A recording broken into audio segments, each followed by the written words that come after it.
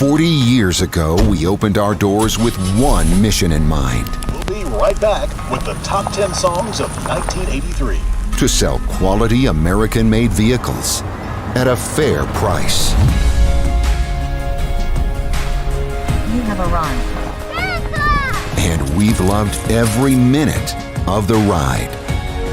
Celebrating 40 years of Two Rivers Ford.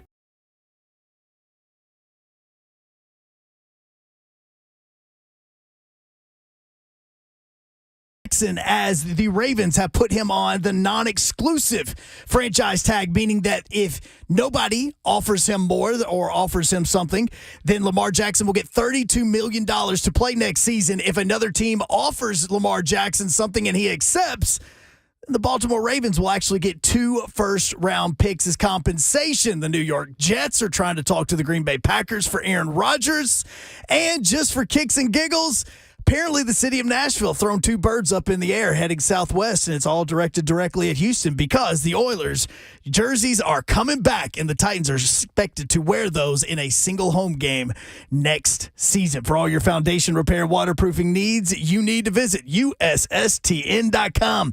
Breaking news at once on your home for the Vols, the flagship station for your Tennessee Titans, and home to 3HL. This is 104.5 The Zone.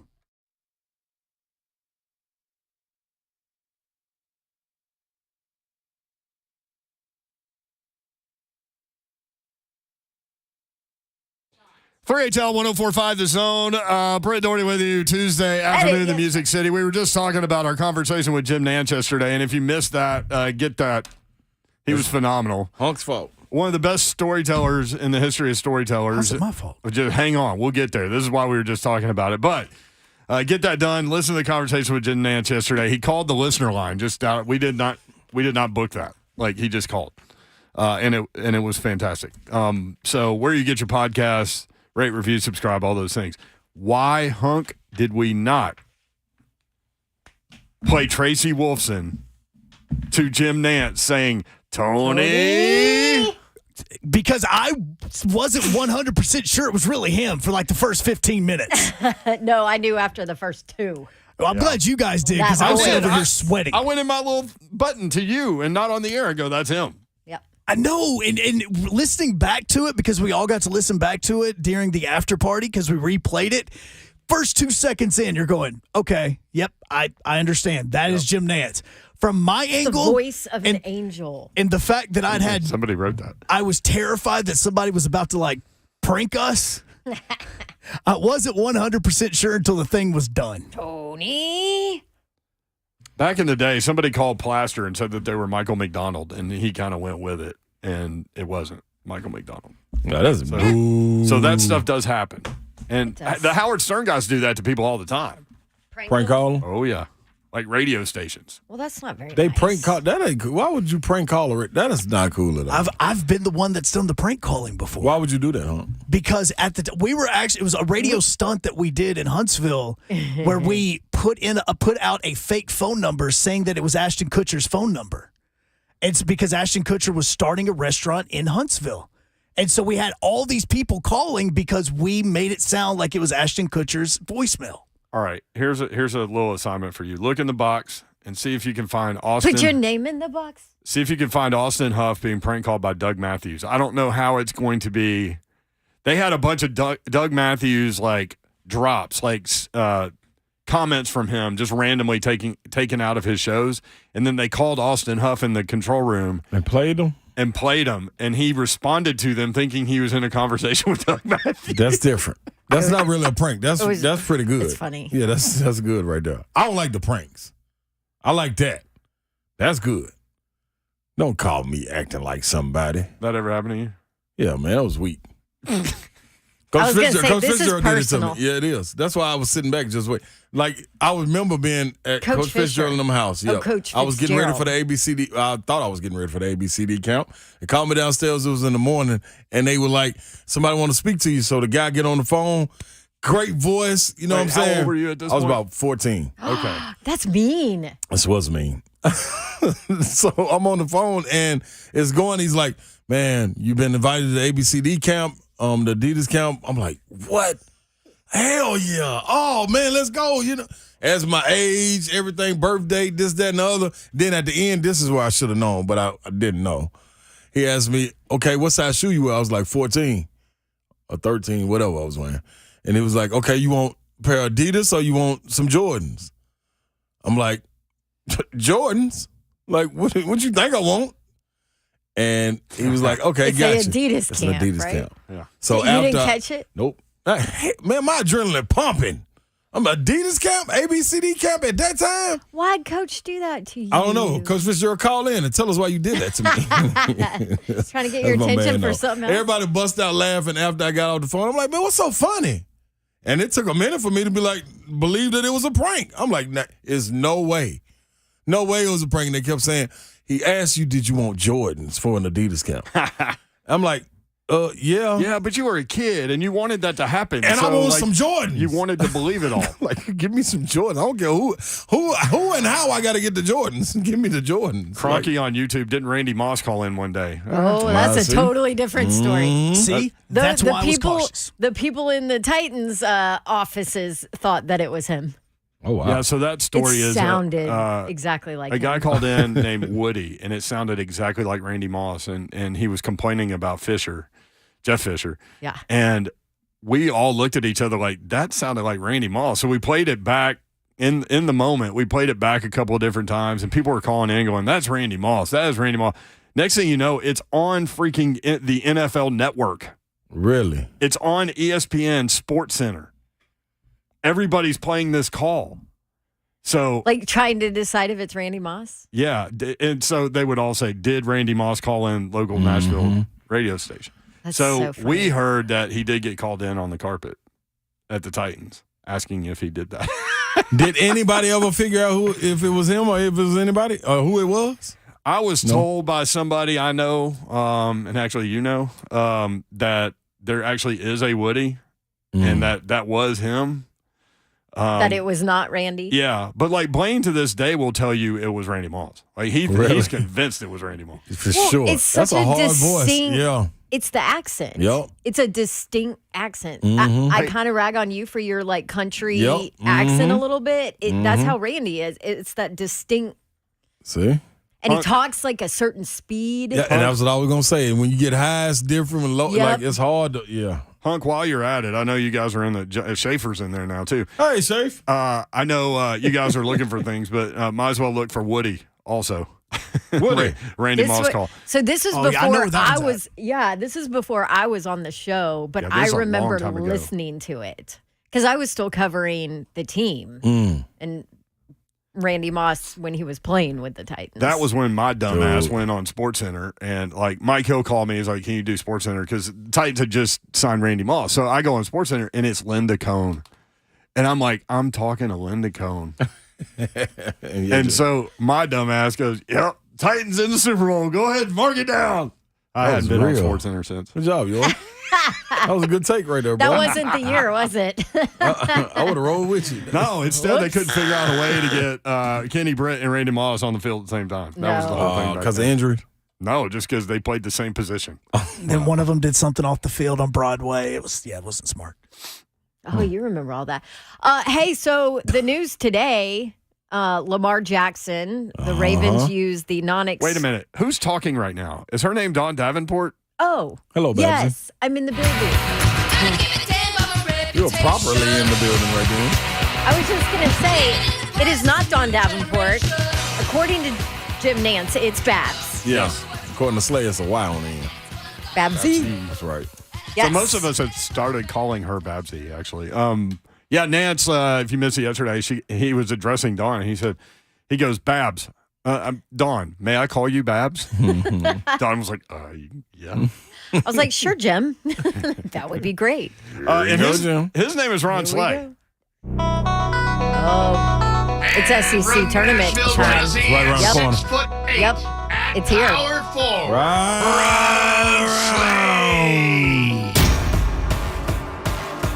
Y'all better buckle up, because this car ain't got no roof. All right, Babsy, back You to ready you. for it? Let's go back. Oh, You ready? come on, man. He was like, so. By the way, that's Brent yeah, Hello, Yor. it's just me. Mayer. So your take on Lamar Jackson, while Yes. they're looking for this audio in there. Let me see. Non-exclusive franchise tag. Yeah, $32.41 million non-exclusive franchise tag on Lamar Jackson. He now is allowed to negotiate with other teams, but the Ravens have the right to match any offer sheet he signs or take 2 first-round picks in return for him. One of the teams mentioned for a while was the Atlanta Falcons. They say that they are not going to pursue him. That's pricey, man. Plus, you run the risk of them matching, and then you give up 2 first-round picks for nothing. Isn't that how that works? Yes. Yeah. Who's giving- If another team offers Lamar Jackson, he accepts $32 million plus. then No, it's either No, or. Yeah, I was that's what I gonna was going to say. say- Yeah, I was They saying, take- well, yeah. Yeah, so either you pay him yeah, okay. Yeah, It's pay either him or. pay him the offer, the tag that you offer, or the 2 first-round picks. Yeah. So, according to I was like, ESPN that's a hell of stats a and deal. info, this is the 6th time a quarterback receiving the non-exclusive franchise tag, the first since Kirk Cousins in 2016. Other instances, 2009, Matt Castle, Patriots. 2005, Drew Brees, Chargers. This doesn't happen often, y'all. 1996, Jim Harbaugh, Colts. Oh, wow. Captain Comeback. Captain. Caveman. 1993, Steve Young, 49ers. It's the only times that this has ever happened. Wow. Well, welcome to it. Time to get to the money. How quick y'all think they're going to offer, Babsy? You ain't got no quick. Who? Anybody. For Lamar? Yeah. You don't think nobody going to offer it? Think you're going to be stuck with that tag? I mean, I think like Mayor said, it's pricey. Yeah, I think it's I mean, pricey, are but there's some you? people- Do you feel good about his injury history and his health? Yeah. Because I don't. I mean, you do. I You do because you think he just basically there you go. Shut it sat down. out and shut it I down. think shut it down. Shut I Well, think a guess team what? like what? I don't know if I want my franchise quarterback that's okay with doing that. But you gonna pay him, so you're not gonna have that problem. I don't care. What if it's something else comes up? Such as I mean, what if somebody else gets paid more and he wants more or whatever? What if he's disgruntled? What if he doesn't like it? well, it's good. Well, I'm this- saying, No, I feel what you're saying. I feel what if you're you saying. think he's willing to sit out, I feel what you're saying. just to and look, I get it. At some point, you got to protect yourself and all of that. But Okay. part of me too is kind of like, okay, a way to protect yourself is to hire a reputable agent that can take care of you and handle the negotiations and do the work for you so that you are taken care of. You know what I mean? I totally understand. And trust me, if my agent's in town, I'm sorry. I hate agents. Like I love them. I love my man. I learned a lot because guess what, Babs? I used to be the guy that would not negotiate my own, but I'm okay with going in there talking to management. Hey man, let's do this, that, and then they go back to talk to my agent. My agent calling me like, hey man, what are you doing? Like, why did you? We could have got this, that, and the other. You know what I'm saying? So I've learned. Hey man, I told you. be the player. Let them be the bad guy. You can be the good guy. I get to smile, give you hugs and everything. I ain't got nothing to do with that. Let them handle that. I had to learn the hard way, man. We'll talk more about Lamar Jackson 32.4 on exclusive franchise tag. It just makes me nervous. And the way that he plays the game with the injury history, it makes me nervous. Okay, go ahead. Sorry. I just had to get that in. Yeah, we I got just had to something get my point across on that. But this is what I'm saying, though, Babsy. It's not that I don't like Lamar. I'm in a It's room just that full that's of last talkers. expensive. I totally get it. I for totally get it. somebody I that totally has get it. injury I history, totally that get it. plays the I game totally the way get it. he does. Okay. totally- Okay. All right. But this is what I'm saying to it. See, This last last talker. thing. No, and I mean this. The Raiders would do it. They got a history of doing it. They'll do something else. You're not going to talk back. Go ahead, Yor. Go the ahead, Yor. music's Get us on. out of here. I just got yelled at. I don't care about the music. Oh, so the music cool when I come on? I started it when she was coming on. You Yeah, just but couldn't she hear still it. got to say And the now last you're piece. still talking. That's right. I'm going to talk. Somebody call Jim Nance. All right. Are y'all glad What does that Mickey the- say? Shut your mouth. Go, honk.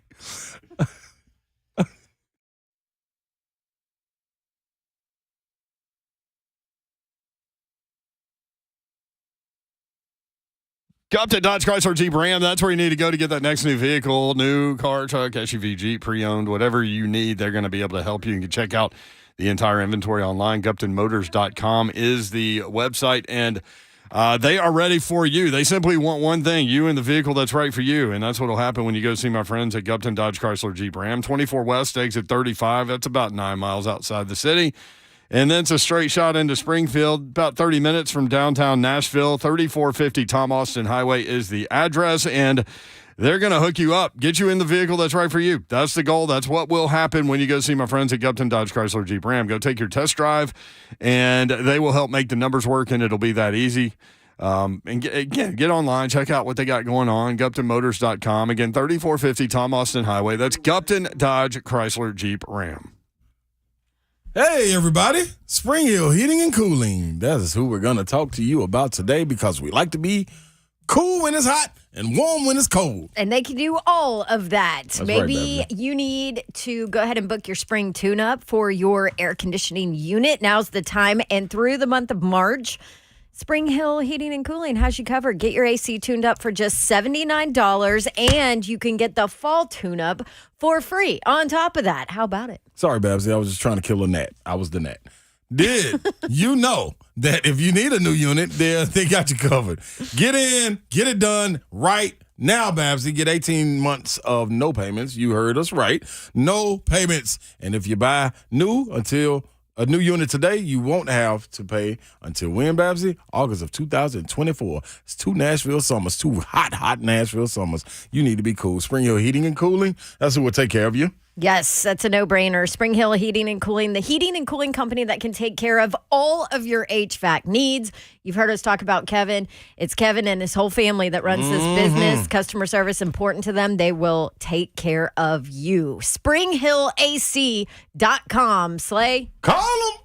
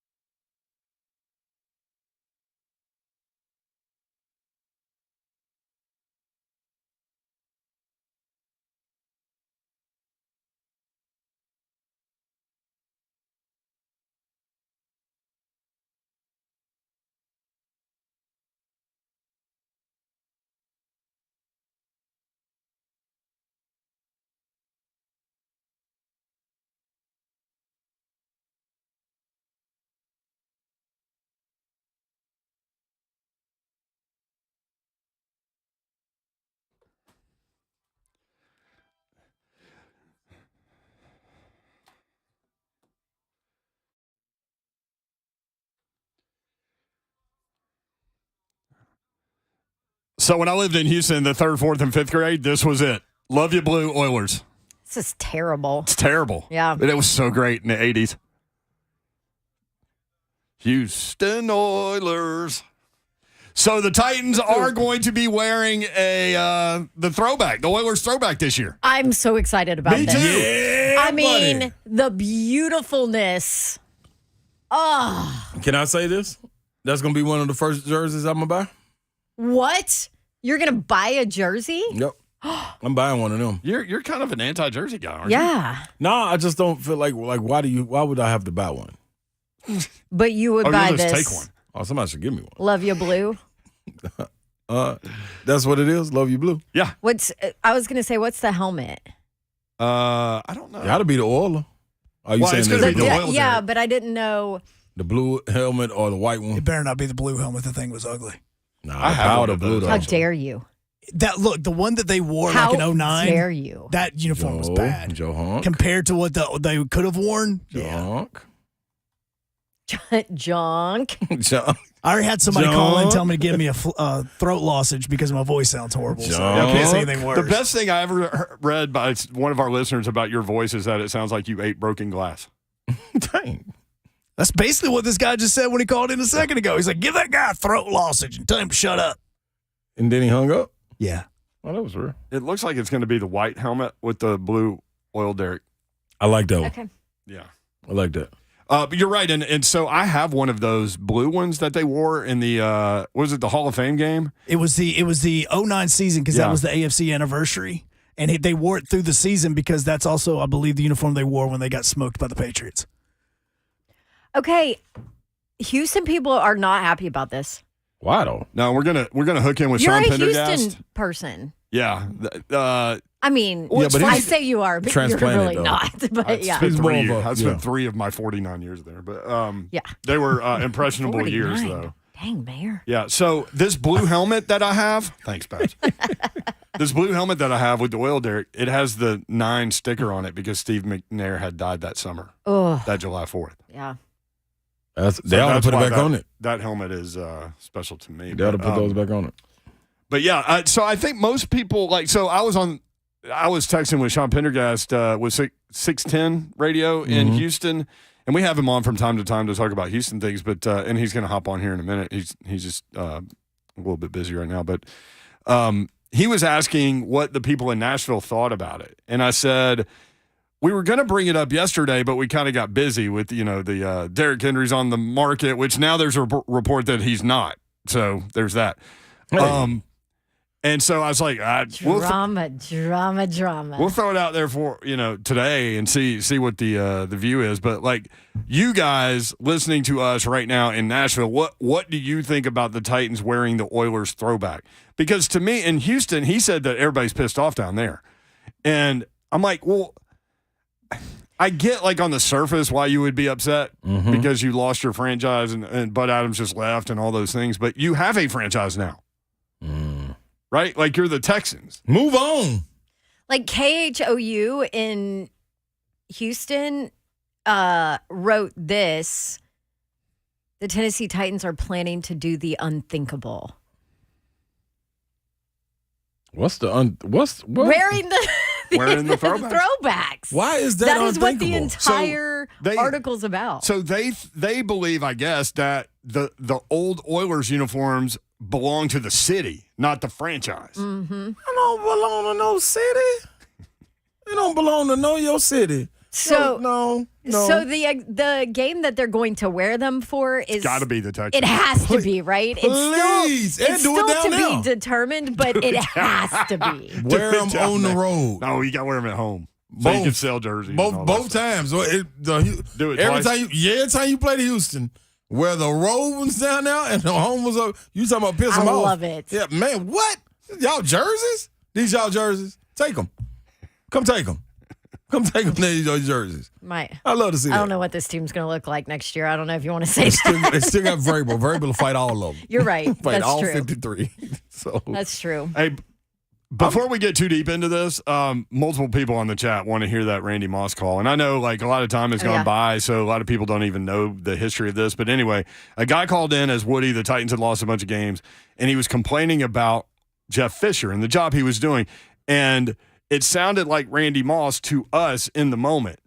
And so we played it again and again and again. And like all of the listeners were like, that's Randy Moss. That's Randy Moss. So it ends up on Now, Sports Center. preface this for people that are new or just moved to town. Like the show at that point was you, Clay Travis, and Blaine. Was Blaine Yes. on it then? Blaine Yes. Bishop. Okay. Me, Clay, and Blaine. Yeah. And so the next thing you know, the audio ends up on Sports Center, NFL Network. All of those shows are talking about, did Randy Moss call into 104.5 The Zone in Nashville and all those things. So JT was producing the show back then, and so he made it. We can't find like the original call, right? No, this is the original. This is just the call. Oh, okay. This is just the good. call. All right. So here's how this all went down. Titans were struggling. We were all like, everybody was like, did Randy Moss just call complaining? Woody in Nashville next up. Hey, Woody. What's up? How are you? All right, and you? Good. If Jeff Fisher was the coach of Tennessee, would they love him with his record? Who? The Vols? Yeah. No. He would be fired. Oh, okay. Well, what about when you fired Norm Chow by telephone? Everybody's dog Vince. Why couldn't they didn't dog him? Woody, you're unhappy, man. What's going on? I'm happy. I don't like Fisher. Oh, it could be the last game of his coaching career on Sunday. Well, I hope so. Does that not sound like Randy Moss? Slay, that's the first time you've heard that. Yes. What, like, who was that talking to him? Me, Clay, and Blaine. He called that. It was me and Clay. That was Woody who called in. That sound exactly like Moss. Ramon Yeah. Foster, that sounds like Randy, googly eyes. Cronky, 100% Moss. Isn't that crazy? You can't. Now, it's, all right. Derrick Henry Burner, that's Randy in all caps. Ramon said this is the first time he's heard this. Now, there's some tones. You can't play with tones. Right? Like That's when what I I'm talk, you talking can't, about.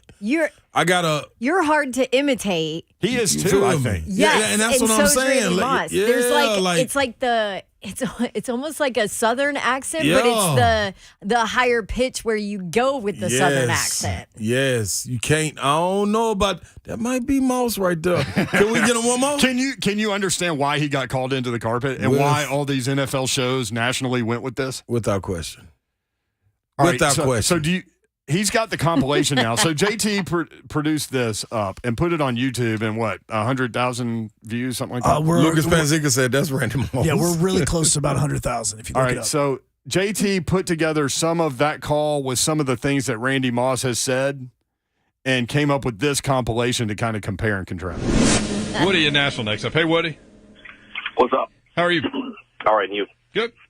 If Jeff Fisher was the coach of Tennessee, would they love him with his record? Been through a lot Yeah. in the last couple weeks, and Oh, okay. like I said, I got these broad shoulders, man. I can carry a lot of weight. So, Well, what about when you fired Norm Chow by telephone? Everybody's dog Vince. Why couldn't they didn't dog him? I'm happy. I don't like Fisher. Coach Fisher getting me here. Well, I hope so. Fisher. You can't Imitate that. You can't imitate that. It's how he says That's Fisher. him.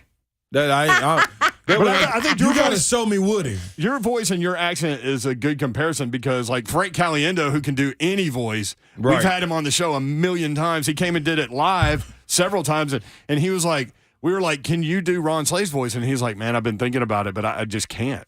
He said it'll take me a while. It'd take a while. It'll take a while. You got to show me Woody. I got to meet Woody in order to say that's Did not you him. ever I know that. Did Woody call in ever after that? Nope. I can't remember. Can't- You nope. never heard from Woody Can't again. do that right Nope. though. Unless you went and got somebody from West Virginia right there on the street and gave him the phone. You can't do that. Somebody said that was Caliendo. Adam said that. Yeah. Derrick It's Henry no Burner way, said man. the way he said Fisher gave it away. Yeah, you feel me? And chow. Like hey man, that's tough right there, man. Hey, Hunk, while we're doing this, just play that compilation one more time, just so we can. Go And he through was this. straight to the point. Woody in Nashville next up. Hey, Woody. What's up? How are you? All right, and you? Good.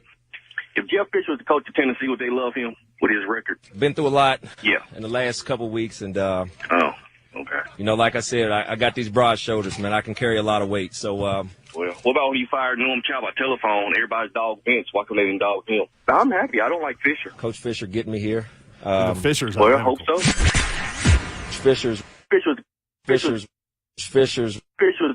Fishers. See, Number one, great work by JT on that. that was stellar. You can't play. You're blown away, aren't you? No, because I'm telling you what it is. Like, you can't imitate that. You can't imitate that. That's you got to get straight to it. Like, he ain't playing around with it. He going straight in. Moss ain't, man, that's him. I'm telling you, it's him. Can we get Randy on nowadays? That's him. Nowadays. We got to be able to. Just text him. Hold on. Well, I mean, Hit him up, honk. Yeah, go Hit to him the up, proper hit him channels. But, yeah, like, that's him, man. well, I know he knows about it for sure. I know he knows. He can't about deny it.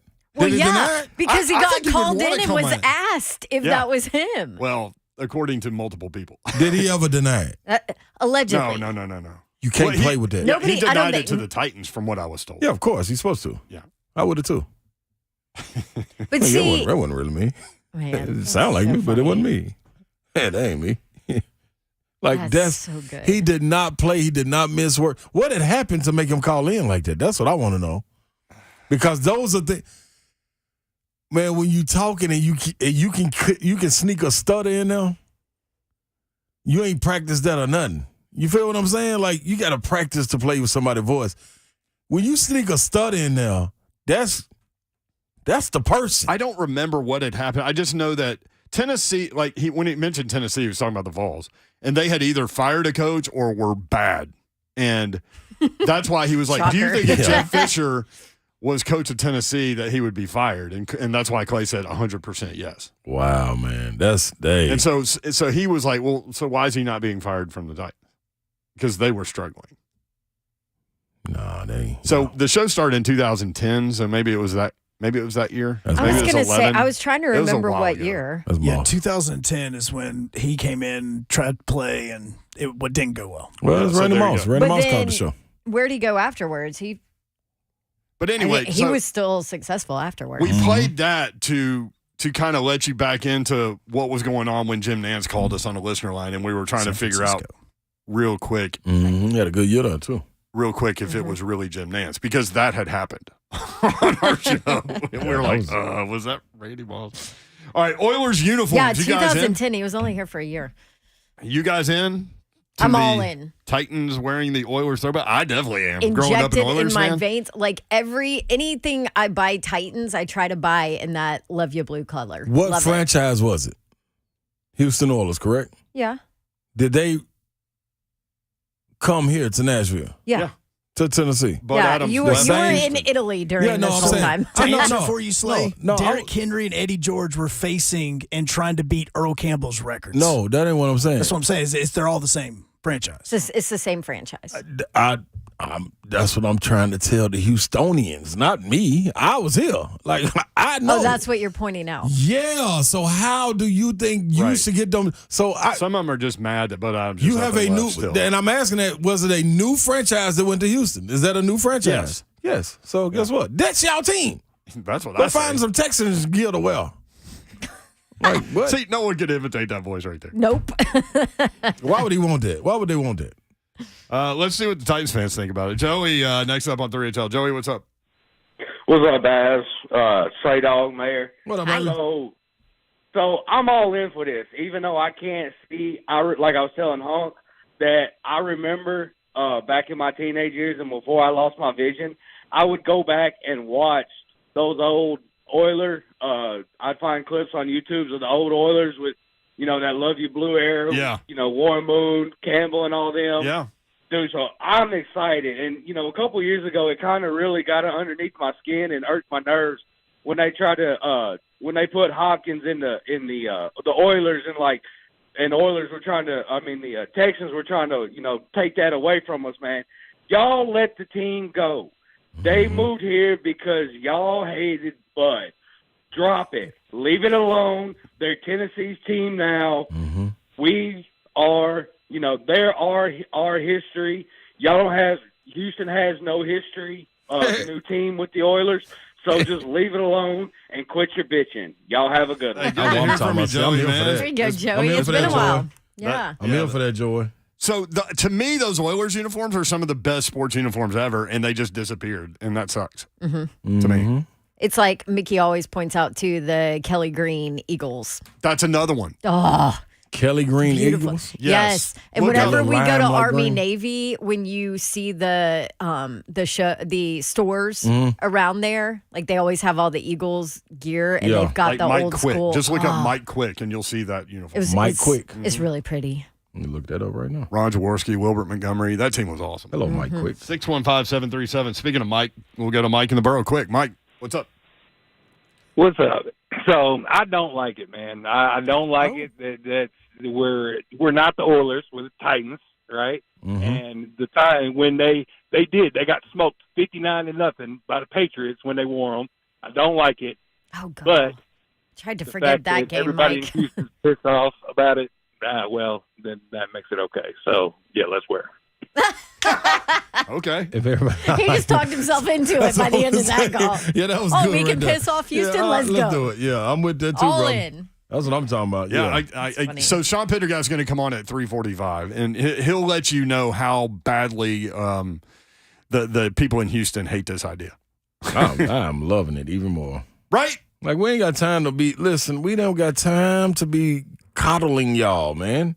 Y'all got If you your can own live little, in somebody's head just by yeah, let pour wearing it a on. Listen, We're going to twist- pour it on. bad A jersey, Twist the I'm all knife. in. Yeah, pouring it on, man. What are y'all talking about? Earl Campbell, Mike Rozier, Haywood Jeffries, Ernest Givens. Hello. They went from the Love You Blue Oilers to the House of Pain. Remember Jerry Glanville, the defensive coordinator, brought the House of Pain. They were in there just knocking people out. That's what we're going to do to them. 615-737-1045, always a number. You can get us on Twitter at 3HL1045. You can watch the show live, YouTube, Facebook Live, Twitter, and Twitch. Twitch, please. And we'll get the feel of what's going on in Houston with regard to the Oilers wearing the Titans wearing these Oilers throwbacks this year.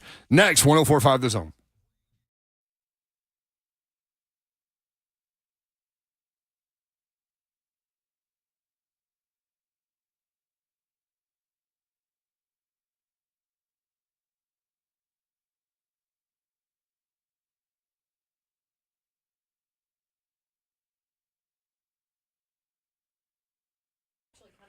Still ain't got wings. What's happening, good people? Lot of people moving to the city, and they wondering, what's the best wing spot? Oh, well, I'm going to tell you what it is. It's Strikeout Wings. Get on down there. You saying, which location should I hit? You got 3 to choose from. 3961 Knowlesville Pike. That's right there in Plaza Mariachi out here in South Nashville. And then you got the one right there in East Nashville, 123 Ewing Drive, people. Get on over there. And then out there, if you're way out there in Sumner County, going out to the White House, 2500 Highway 31 West, coming fresh out the grill. You got the good wings. Get the Ron Slate sweet and sassy with the lemon pepper drizzle, Cajun ranch fries with the cheese on top. You hear me? And also, they got mac and cheese added. Yep. Mac and cheese added. Can you imagine some of that sweet and sassy, or maybe some of that lemon pepper dust right there? Man, never mind. Don't even worry about it. Just get it up. You got to know, too, karaoke nights on Thursday night starting March 9th. But today is Tuesday, so you know what it is. 69-cent wings. Get to it. It's still Strikeout Wings. Tell you about my friends at Brentwood Jewelry over there in the heart of Brentwood, 7012 Church Street, just off Franklin Road. Exceptional style, exceptional deals every day for more than 50 years. BrentwoodJewelry.com. If you haven't heard, Nashville's premier timepiece dealer is Brentwood Jewelry. Not only do they have the best selection in watches, but they are also the go-to spot for pre-owned Rolexes, vintage or current models. Own a fine pre-owned Rolex for a fraction of the cost. Every watch has been meticulously serviced to ensure the highest level of performance and is presented with a 2-year warranty. Brentwood Jewelry carries the Hamilton watch line as well. Hamilton watches are innovative, iconic, and known for American spirit and Swiss precision. They offer a wide range of chronograph, automatic, classic men's and women's watches with a reputation for craftsmanship and a strong movie, military, and aviation heritage. If you're looking for a Swiss-made watch that offers quality as well as standout style, look no further than Hamilton. Quality men's watches with standout style. Hamilton. All of that and more at Brentwood Jewelry. Check them out, 7012 Church Street in the heart of Brentwood, just off Franklin Road. Exceptional style, exceptional deals every day for more than 50 years. Visit BrentwoodJewelry.com.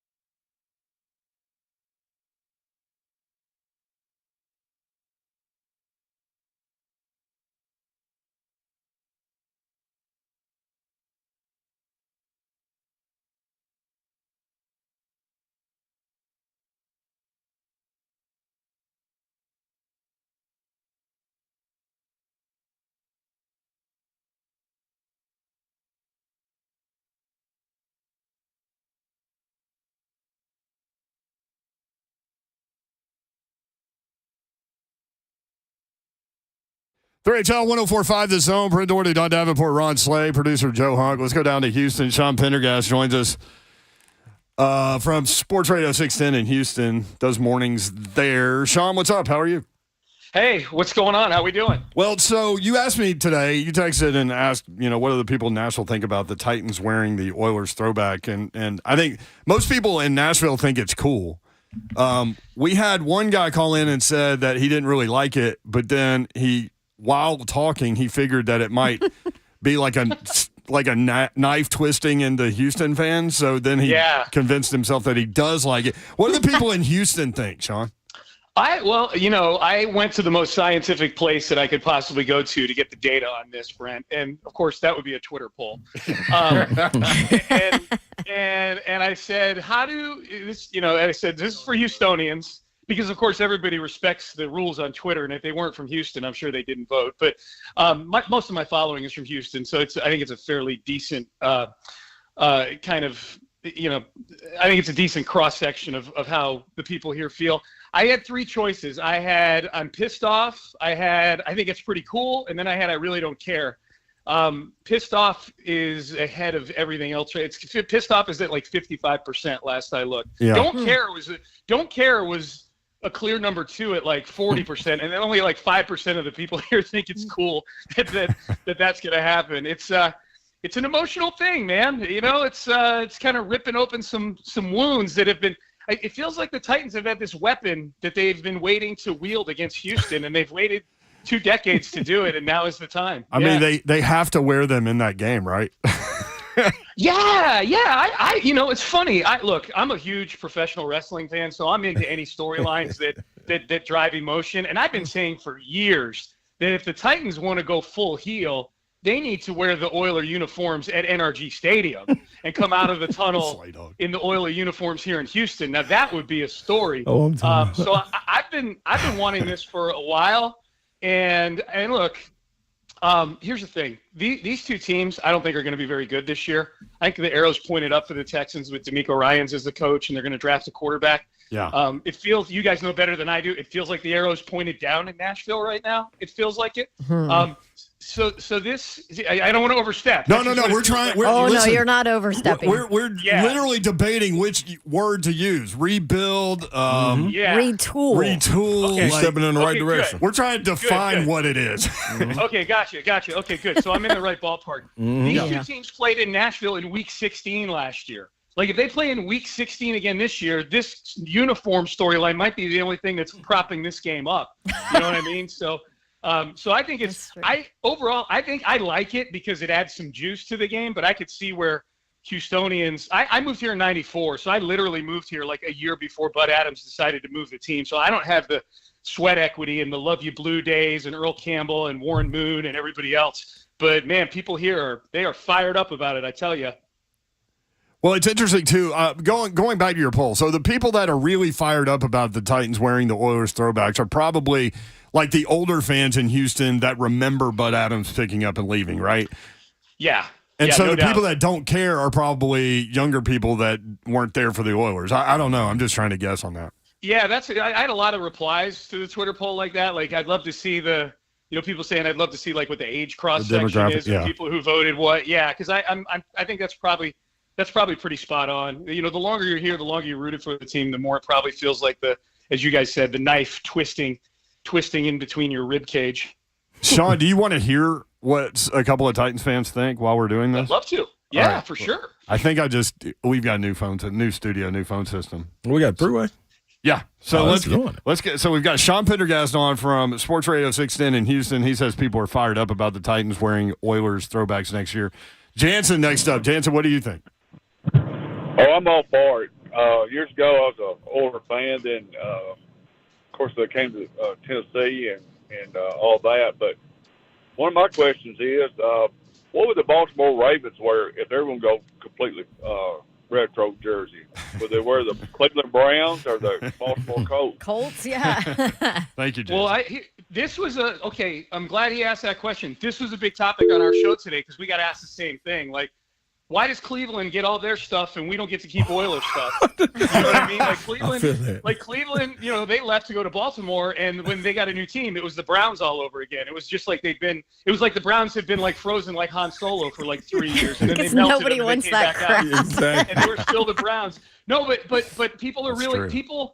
people get kind of like triggered. Like, why didn't the McNairs, when they first got the Texans, why didn't they buy back the history of the team from Bud Adams and bring the history? Like, I don't know, like how you bring like a history. It's an abstract noun. Like, we get our history back, but but that people were fired up about that, and they don't realize like that was a legal thing. Like, Cleveland sued Art Modell and the league to be able to keep the lineage of their team alive. They didn't, when Bud Adams left to go to Tennessee, there was no ownership group waiting to start a new Houston football team.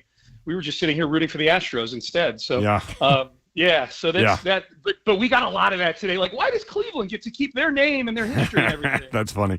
When I was in Houston in the early 80s, we called them the Disastros. But then I left, and then they win the NL West, and Mike Scott throws a no-hitter. And, that has changed. Steve in Bowling Green next up. Steve, what's up? Hey, not only do we need to wear the Oilers uniforms in Houston, we need to get all the receivers when they score a touchdown to do the Billy White Shoes Johnson dance. Man. We were talking about that today. Like, what are all the ways that Tennessee could just keep trolling Houston? Like, play the Love You Blues song. Bring all the legends out that's the weirdest thing, that you guys have a ring of honor there in the stadium for a bunch of guys that played for the Houston Oilers. Bring all them out, You know what would be either an even bigger dig on them would be the NBA does this when they did it before. When you switch the last names on your jerseys, remember they did the nicknames on the jerseys? Yeah. Everybody for the Titans could adopt like Givens, put Ernest Givens on there. Man, somebody could be Bruce Matthews and stuff like that. Whatever number they have, they just pick a player from the old Oilers and wear that same number. Yes. 84 is Webster Slaughter. 81 is Ernest Givens. Yeah. You got a kicker wearing number 1 who's Warren Moon. Let's take one more, Sean, while you're with us. Kyle in Savannah, Georgia. Kyle, what's up? All right, so to get into the same talk, perfect correlation is my favorite NHL team growing up, the Hartford Whalers. Best logo in all of hockey, just like the Oilers. Derek Oil logo. Yeah. But literally seeing them go into Carolina and watching the Carolina Hurricanes wear those as throwbacks, I have so much hate towards them. Okay, and wait, the fact is, like, what's your name, caller? What's your name? Oh, Kyle. Kyle, where are you from in Connecticut? I'm originally from like 30 minutes outside of Hartford. Where? I'm from Simsbury. Oh, okay. I live right next to UConn campus in Stores. Okay. In Stores. Okay. I'm glad you brought. Is this a plant? Did you guys? I was literally. We don't plan anything on this show. I was a Hartford Whalers season ticket holder growing up, and I was going to bring that up as an example. The damn Carolina Hurricanes have a Whaler night every year where they wear the Whaler jerseys and they play the Brass Bonanza theme after the goals. And I get so mad watching that every time. And now I understand how Oiler fans feel and how my man Kyle feels. Exactly. God, Hartford Whalers. How random is that? Well, the difference is Hartford never got a team back, so I could still have hate towards them. Yes. Carry that hate in your heart, Kyle. It'll do you well. Thank you, Kyle. Appreciate it. See, that's the thing, Sean. When they move on and you get a team, like it's like, okay, well, we got to move on. You can't just. You got a new team. Yeah, get over it. It's over. The reason that people are pissed off is because it's such a cool jersey. Yeah. It's such a cool throwback. It is a cool jersey. Now, I never did get a team back in Hartford because that wound's now been ripped open going on with you guys. Like we just got like our first Subway in Hartford, like 20 years ago, like in my town. I don't mean like Subway like a train. I mean like the sandwich shop. Like 1992. I mean, at this rate, we'll get a hockey team in like the year 3040. But, maybe we'll get a Blockbuster video next week. Wait till they hear about a band called Nirvana. Exactly. Hey, Sean, thanks, man. Appreciate it. Always good to hear from you, brother.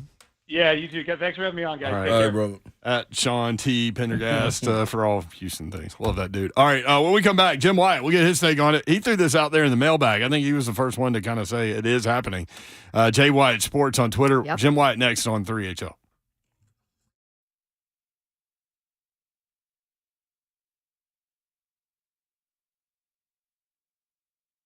Get the speed that you need at a great price with Xfinity Internet. A lot of y'all know what you want and only buy what you need to stay connected. Xfinity Internet can do it better than anyone. The fastest internet on the largest gig speed network, Xfinity, delivering gig speeds to more homes than anyone. So get ready to do even more on your devices with gig speeds. Gig speed internet available to 99% of the footprint. Enjoy all of your favorite apps all in one place with a Flex 4K streaming box free with your Xfinity Internet. Stay connected on the go with over 20 million secure Xfinity Wi-Fi hotspots nationwide. Xfinity's internet service brings your entire experience together by connecting other services like Xfinity, XFi, Advanced Security, Xfinity Flex, and more. To get started, call 1-800-XFINITY, visit Xfinity.com, or drop into an Xfinity store today for more details. Actual speeds vary and are not guaranteed. Based on Xfinity's fastest available download speeds, maximum download speed of 940 megabits per second when hardwired via Ethernet, not available in all areas. Performance may be limited by customers' device configuration. What's happening, good people? It's your man, Big 180. Yeah, that ain't the pounds I'm waiting yet. No. I didn't get that little. But I did turn around in place and do a 180. You know why? Because I made the weight go backwards. That's right. It's going down. And you can lose what you got too, man. This is a journey that I urge you to join in with me. And when you want a personalized coach, like I have, Coach Sam, that's who take care of me, looking at all my numbers, listening to how my week went, then we make adjustments together. That's what Awaken 180 specializes in. A customized program built specifically for you. Not a workout plan or a one-size-fits-all diet, a weekly plan to ensure you keep dropping pounds until you reach your ideal weight. Now, you're probably wondering, what is mine? Well, January 9th I got on, and it was 300. Yeah, I know. Kind of wild. But right now, I jumped on this morning, and you know what it was? 265, baby. And I'm almost at my goal. I said I'm getting back to my playing weight, and I'm about 10 pounds from it. So get ready. Everything's laid out for you. Awaken 180 Weight Loss, the long-term solution for weight loss. Schedule your consultation by calling 844-346-1800. That's 844-346-1800. Tell them Big Slay sent you and get your consultation, or online at awaken180weightloss.com.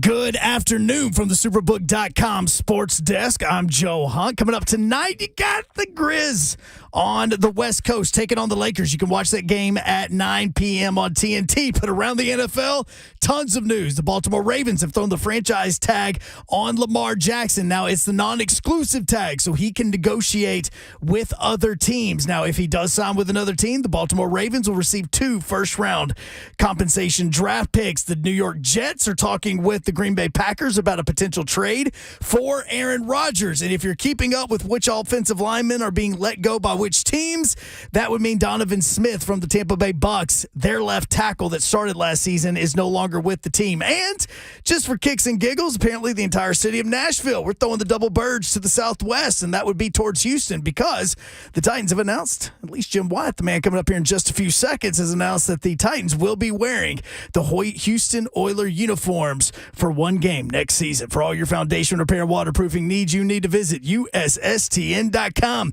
Breaking news at once on your home for the Vols, the flagship station for your Tennessee Titans, and home to 3HL. This is 104.5 The Zone.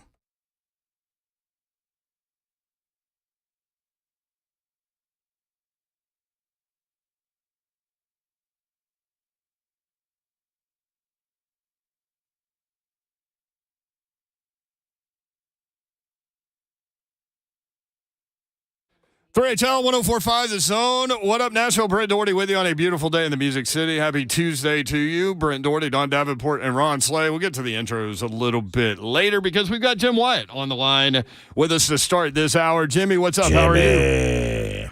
Not too much. Hope everybody's doing well. Doing well. Your Vanderbilt Commodores keep winning, man. Jimmy got a coach of the year over there. Yeah. Yeah, they are playing well. And I actually think, I know they still got work to do in the tournament. I think they deserve to be in over Auburn and Arkansas based on their resume right now.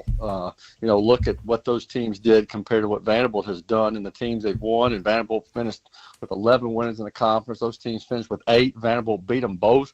There shouldn't even be a discussion of whether Vanderbilt's ahead over those two teams, but that seems to be the way it is with these silly rankings they've got in play now. But by looking at that, Vanderbilt probably has to win the tournament to get in. That's what it looks like. Yeah. So which is unfortunate because again, look at those other resumes and look at Vanderbilt's, and I'm including Auburn in there because Auburn, people are going to say, well, Vanderbilt lost. Sorry, Arkansas. I'm including them in there because everybody says, well, Vanderbilt shouldn't have lost to LSU. Arkansas lost to LSU, and they've got some other clunkers in there too. So, but that's the way it goes. I'm very happy with the 11 wins in the conference and the way Vanderbilt's finished. I hate it that Robbins got hurt and Lexington, but they certainly have kind of hoped they've turned the corner. I like the conviction in your voice right there, Jim, when you were describing all that. You won me over. And for those that don't know, like on the Joe Lenardi thing, this is what Jim is referencing. They are on the second 4 out right now. Which is crazy. Yeah.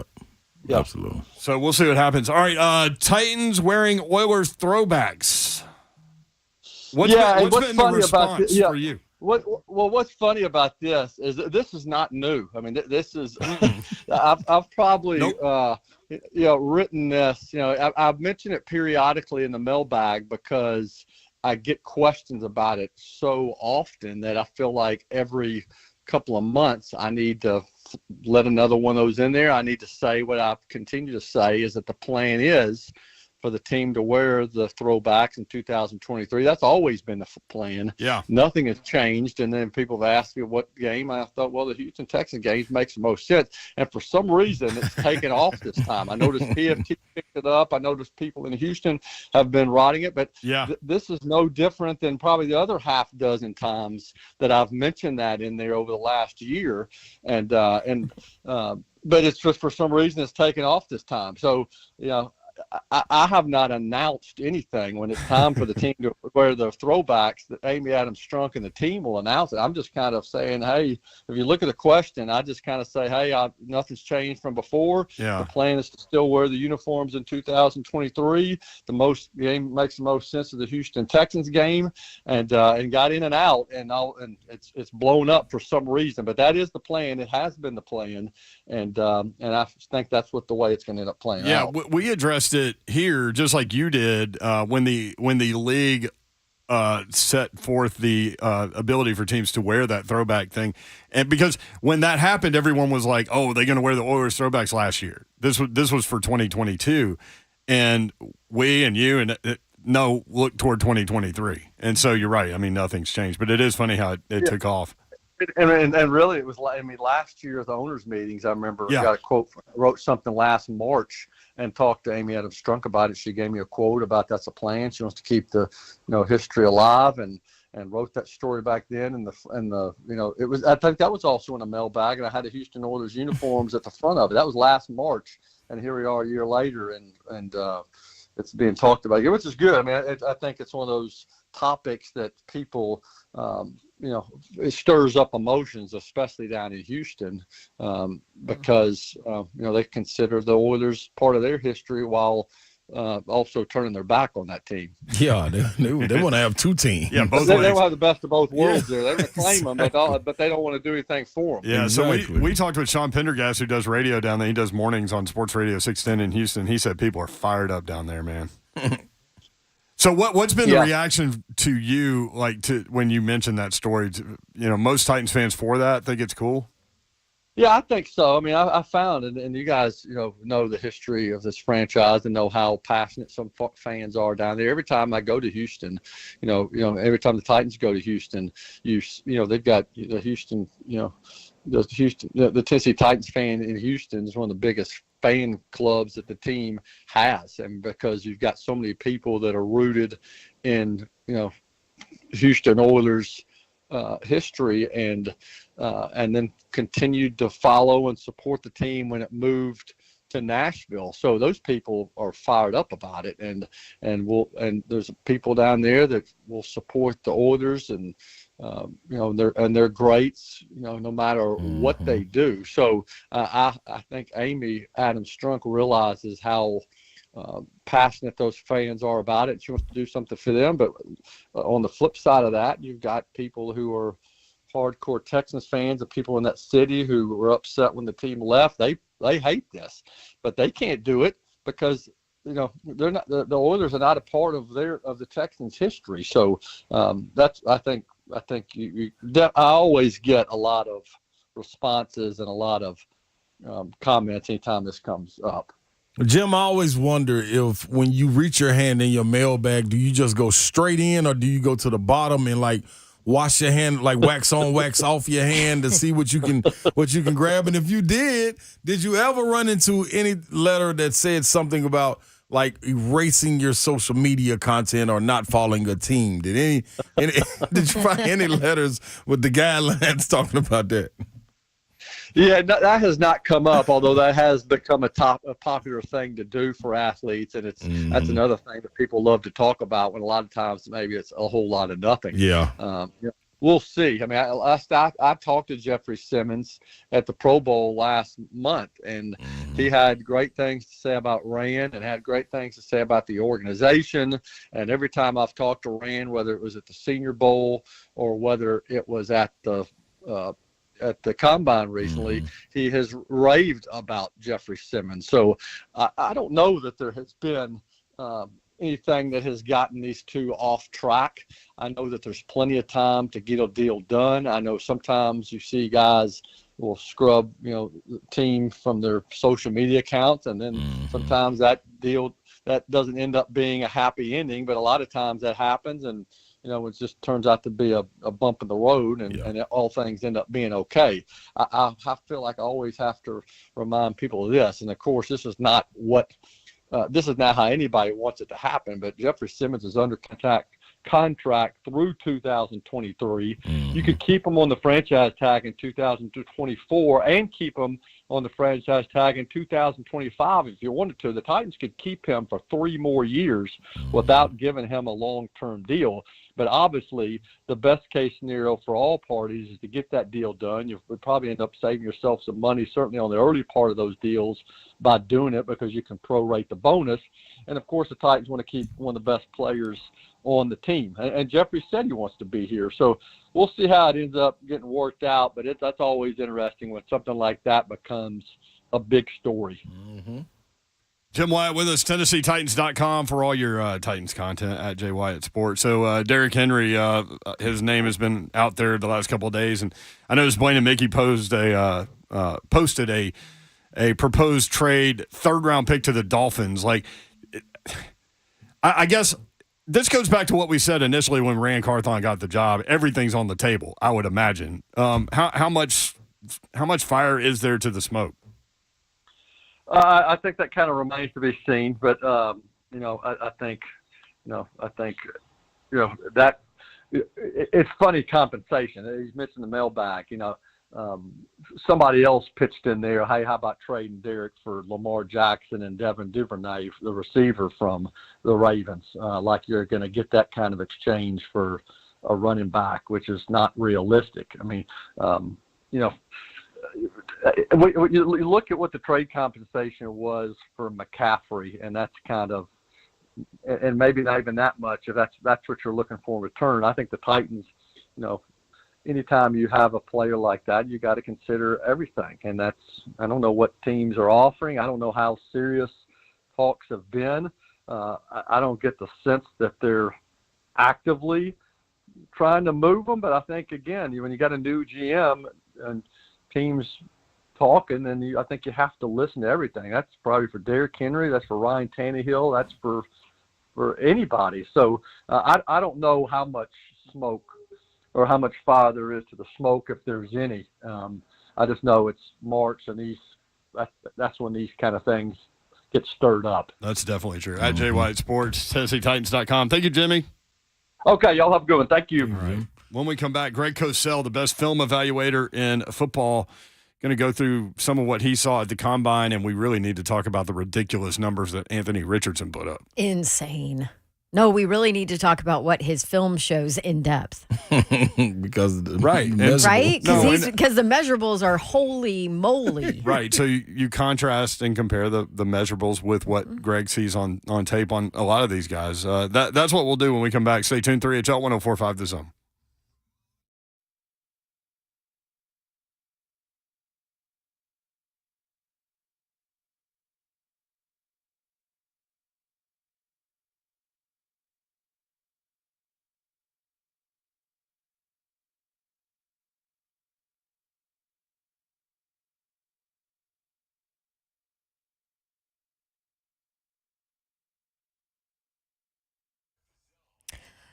No mixed messages from Lone Pronto. Lone Pronto was started by a guy who said, you know what? There needs to be an easier, better process. There has to be a better way for you to not be buried in paperwork if you are interested in refinancing your home. And so guess what? Roger Moore, the owner and the founder of Lone Pronto, came up with that quicker, easier process. What did he do? He simplified it, and it's given them the ability to really grab super competitive rates. That's the best part. They can get you, the consumer, the lowest rate possible. They've gone all electronic, all digital. There's no extra hidden fees in there. Lone Pronto is great. You can go check it out, loanpronto.com. And you guys know me. I'm all about simple. Make it easy for me. And that's exactly what Lone Pronto did when I refinanced with them. If you're interested, I can vouch for them. Loanpronto.com. Call them now, 615-499-5780. Rates are back down, so let Lone Pronto help you out. Loanpronto.com, 615-499-5780. Equal housing lender, NMLS 1661781, subject to lender approval. The inaugural Buddy Allen Carpet One warehouse sale going on this Friday and Saturday. All types of flooring, wood floors, tile, luxury, vinyl, carpet, and more. Flooring and supplies for large projects, small projects, do-it-yourself projects, endless possibilities for pennies on the dollar. Get deep discounts and save big on amazing high-quality flooring. Everything in the warehouse must go. No reasonable offer will be refused. 2 days only, this Friday and Saturday, 8 a.m. to 5 p.m. All discount flooring is inside the Buddy Allen warehouse located at 217 Shady Grove Road in Donaldson, just down the road from the Buddy Allen showroom, 217 Shady Grove Road in Donaldson. It is the inaugural Buddy Allen Carpet One warehouse sale Thursday and Friday. Tournaments are here, people. Let's go get us some money. How you going to do a Superbook? That's what you do. You spend valuable time thinking about which bets to place each week. Well, I got something for you. Superbook.tn. That's what you can dial into, and let's go get some money. Yeah, the Superbook Sports app. How would you do it? Well, you download the Superbook Sports app on your phone or go to superbooksports.com on your handheld devices or on your laptops, mobile devices, whatever it may be. Whatever it is, you put it in, and if you deposit wager and people sign up the same day, then guess what? They're going to match you. Yeah, up to $1,000, man. You can't beat it. Everybody wants it. Superbook Sports is the most trusted name out here, and it's live right here in Tennessee for all your sports wagering needs. Right now, I told you, you got the tournaments. You want to dial in on them? I suggest so. And listen to 3HL because the parlay is popping. Been getting them the last 3-4 nights, man, and it's only going to get better. So visit superbook.com for terms and conditions. Gambling problem, call 1-800-889-9789. You know the motto, people. Book it.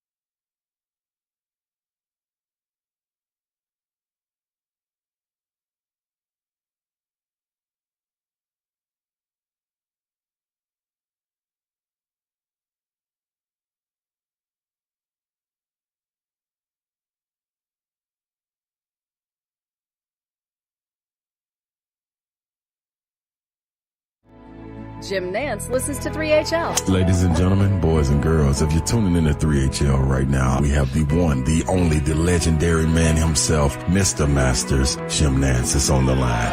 What you think? Am I ready? Do I need to hold up the quiet signs, Nance? Are you in the building?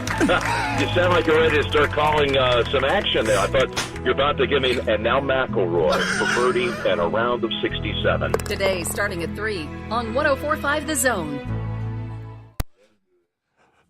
You guys have already made promos with Jim Nance calling the show randomly yesterday. Told you we're on top of that, Rose. I like that. You are on top of it. I like the golf cart, the golf ball falling in the hole. That was good. Oh my gosh, that voice. I can't wait for the Masters. I know it's basketball, but dang. Yeah, I'll be patient, Babsy. Yeah, if you want to hear our conversation with Jim Nance, who called the listener line, he was on line 3 yesterday. That'll forever be the Jim Nance line. That is We'll his retire line. line 3. Yeah, retire. That's his line. You can go to where you get your podcast, rate, review, subscribe, 3HL, and all the shows on 104.5 The Zone. Get it done, and you'll want to hear story time with Jim Nance. That was something yesterday. Greg Cosell, best film evaluator in football, joins us now, fresh off the NFL Combine in Indianapolis. Greg, what's up? How are you? What's up, guys? What up, Greg? We're always curious. Babs brought this up earlier about comparing what you see with the measurables in Indianapolis and what the tape, like game tape, actually shows you. Like, are there dramatic differences? Do you get surprised sometimes by some of the measurables that these guys put up based on what you saw on film?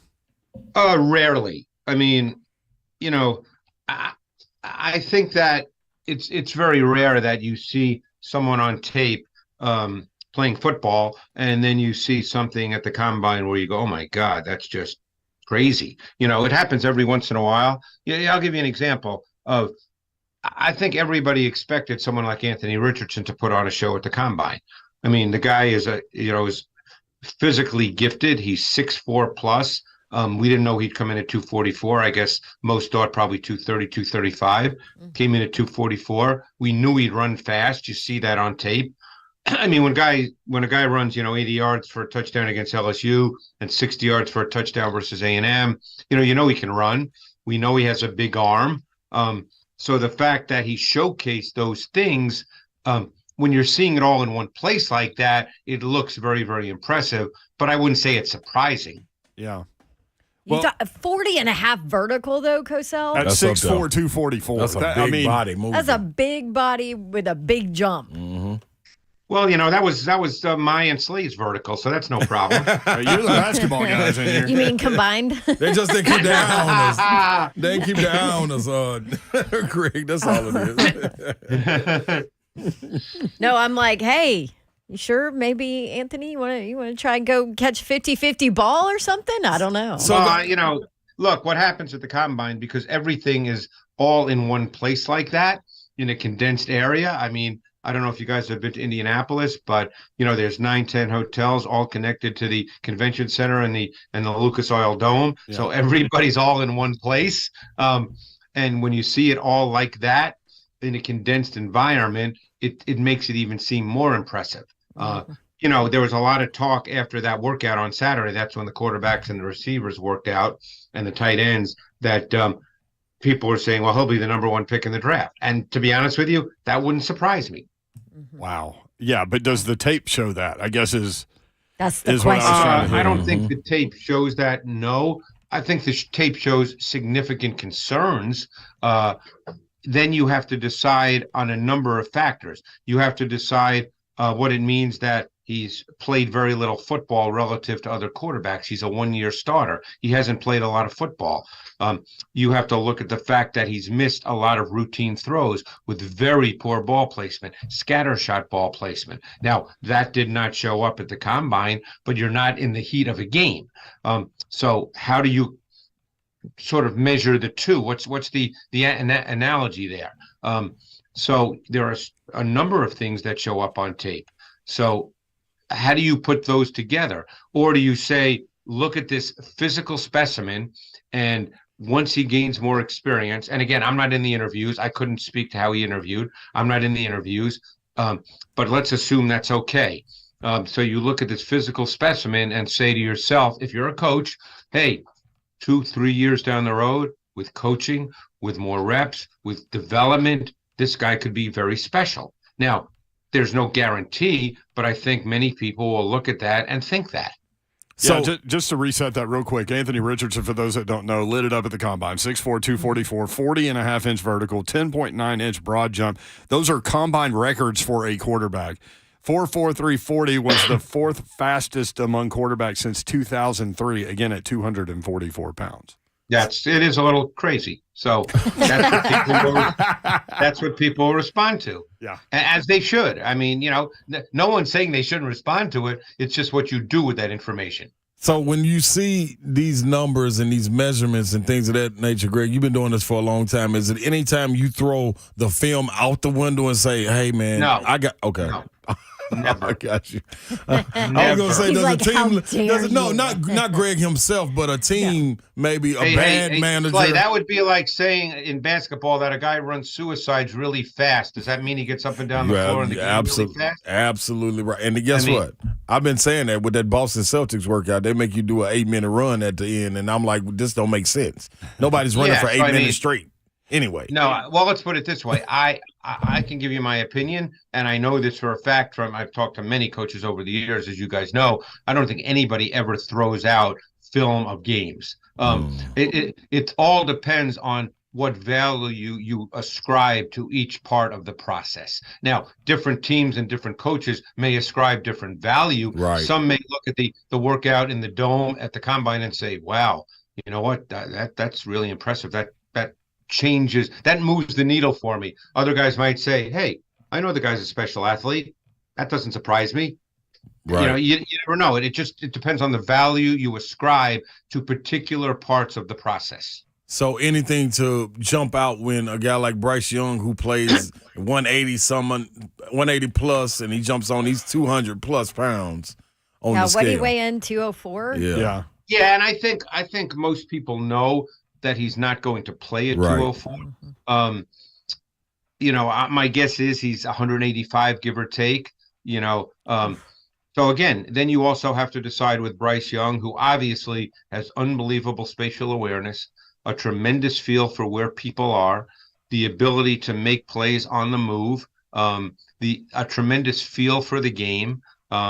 Whatever you want to call it, he has a knack for making plays when it seems most important in a given game.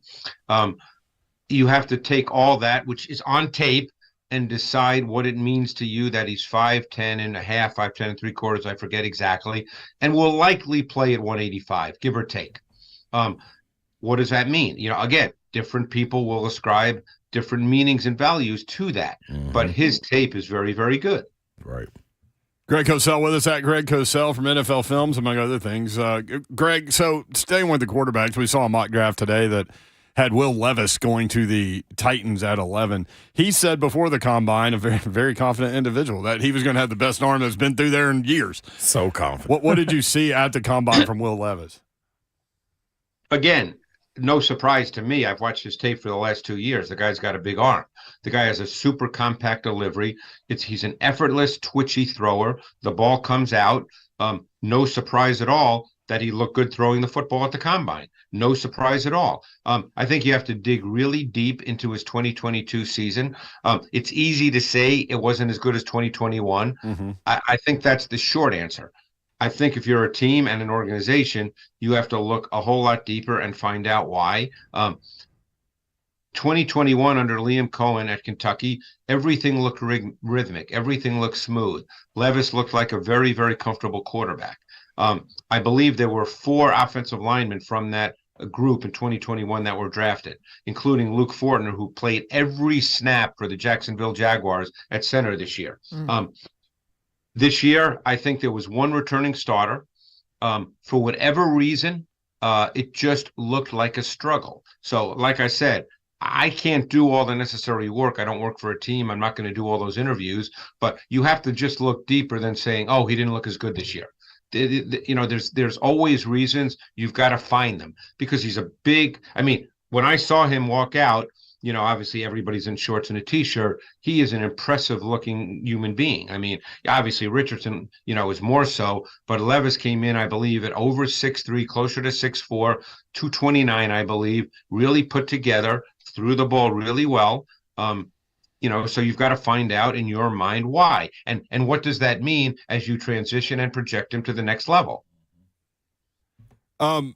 CJ Stroud. So same type deal there. Not surprised really what you saw. CJ Stroud is the most natural thrower of the group. His tape is really good. He's incredibly efficient. His ball placement is consistently precise, looks easy throwing. We overuse the term natural. He's a natural thrower. It's easy. It looks easy. You wouldn't say he's a power thrower with a gun, but, it's like Joe Burrow. Joe Burrow is not a power thrower with a gun. Neither is C.J. Stroud. But he can make every throw, and it just looks effortless. So, he looked very good at the combine, as I would have expected him to.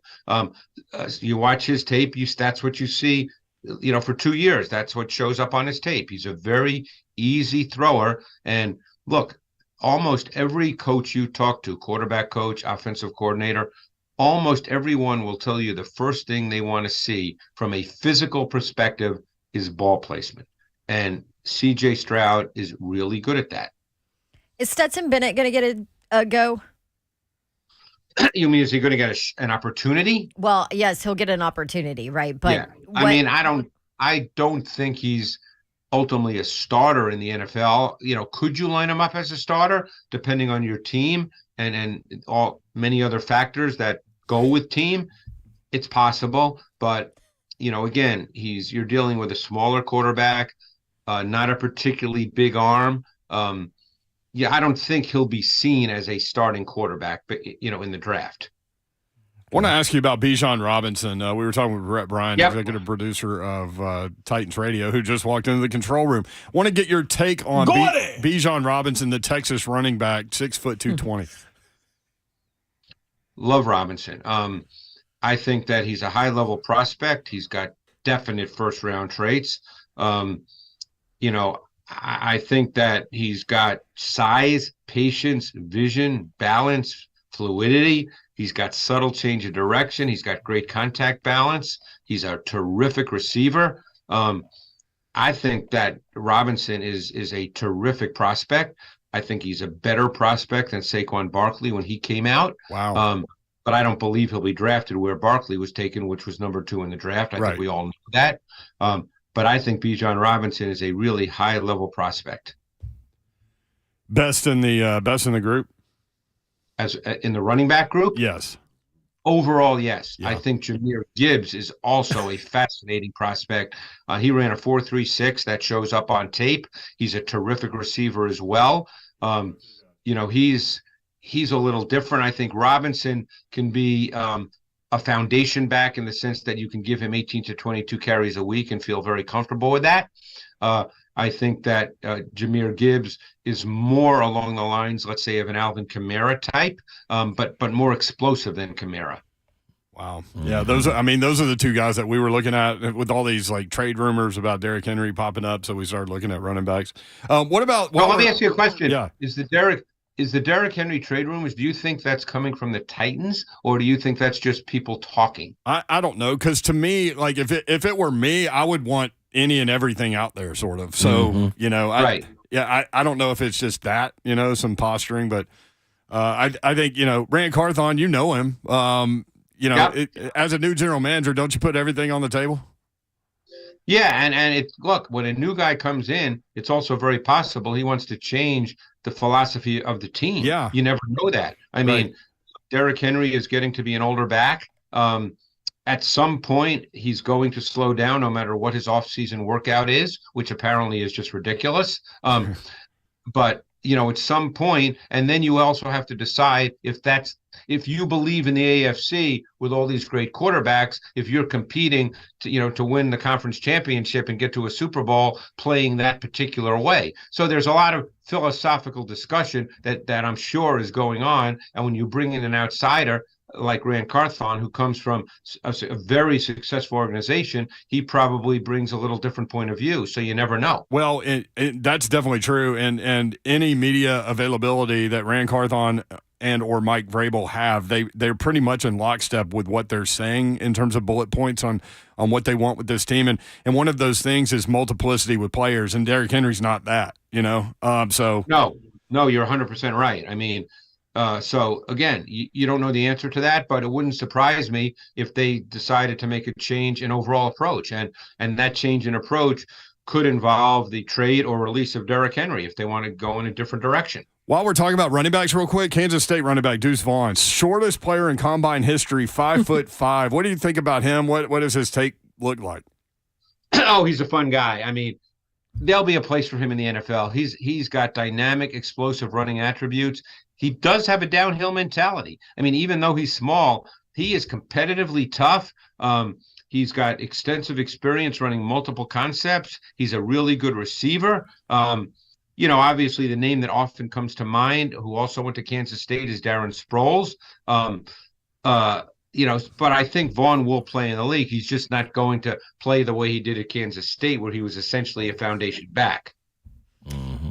Hey, Cosell, on the way out, is there anybody from a number standpoint that put up numbers or did something at the combine that made you say, okay, let me go watch him on tape a little bit closer? Anybody specific, or is there anybody that stood out that you weren't on already? Well, there's somebody who I have not watched, who I now need to watch, who ran under a 4.4, the wide receiver from West Virginia. And now I'm going brain dead. I can't remember his name. Bryce Ford Wheaton is his name. There you go. I did not look at his tape yet, and he came in at 6'2", 6'3", about 220 pounds, and for a guy that big to run under 4.4 is very, very impressive. So he's someone I'll be very anxious to take a peek at. Yeah, 4.38. 4.38. That was the fourth fastest wide receiver. Yeah, and you don't see that, as I said, with guys who weigh 220 pounds normally. Yeah. All right. Maybe we'll ask about him next week after you get to watch him. So Jalen Hyatt, real quick, 40-inch vertical, 11.3-inch broad jump, ran a 4.4 40, which I think surprised some people. It did. I think he plays faster than that. I think the question with Hyatt, number one, he didn't run as fast as I think people thought. Right. Like I said, tape shows more speed. But because of the offense in which he played, you don't see a lot of contested catches. You don't see him have to catch through contact. You don't see some things he'll have to do in the league, unless you're seeing him solely as just a vertical dimension, which means he's not a number one. He's a 2 or a 3, in which case you're not viewing him as a first-round pick. Yeah. Man, good stuff. I love the draft talk with you. I know. I love this stuff. Yeah, I mean, I've just been grinding away watching tape here. That's all. I love it. Find some time to watch some college basketball, too. Oh, yeah. I'll probably be doing that as well, yeah. I watched a little last night. Can't say I was up on top of the teams in the Sun Belt, but it was an entertaining game. It was interesting. Mm-hmm. Yep. All right. Thanks, Cosell. Great stuff, man. Appreciate you. Talk to you next week, guys. Thanks. Every Thursday at 4:20, a little different day and time with him because of the SEC tournament. Tennessee playing during our show. We'll be on Thursday from 5 until 6, probably in that range. And if they win Thursday, same thing on Friday. So wanted to get Greg this week and moved him up to Tuesday. He was nice enough to do that. Best film evaluator in football, executive producer and analyst for NFL Matchup, senior producer for NFL Films for 4 decades and a few years. Yes. So, hey, when we come back, the Jets were on a jet. Where are they going? Talk to a quarterback that just got out of the dart. Uh-oh. We'll be right back.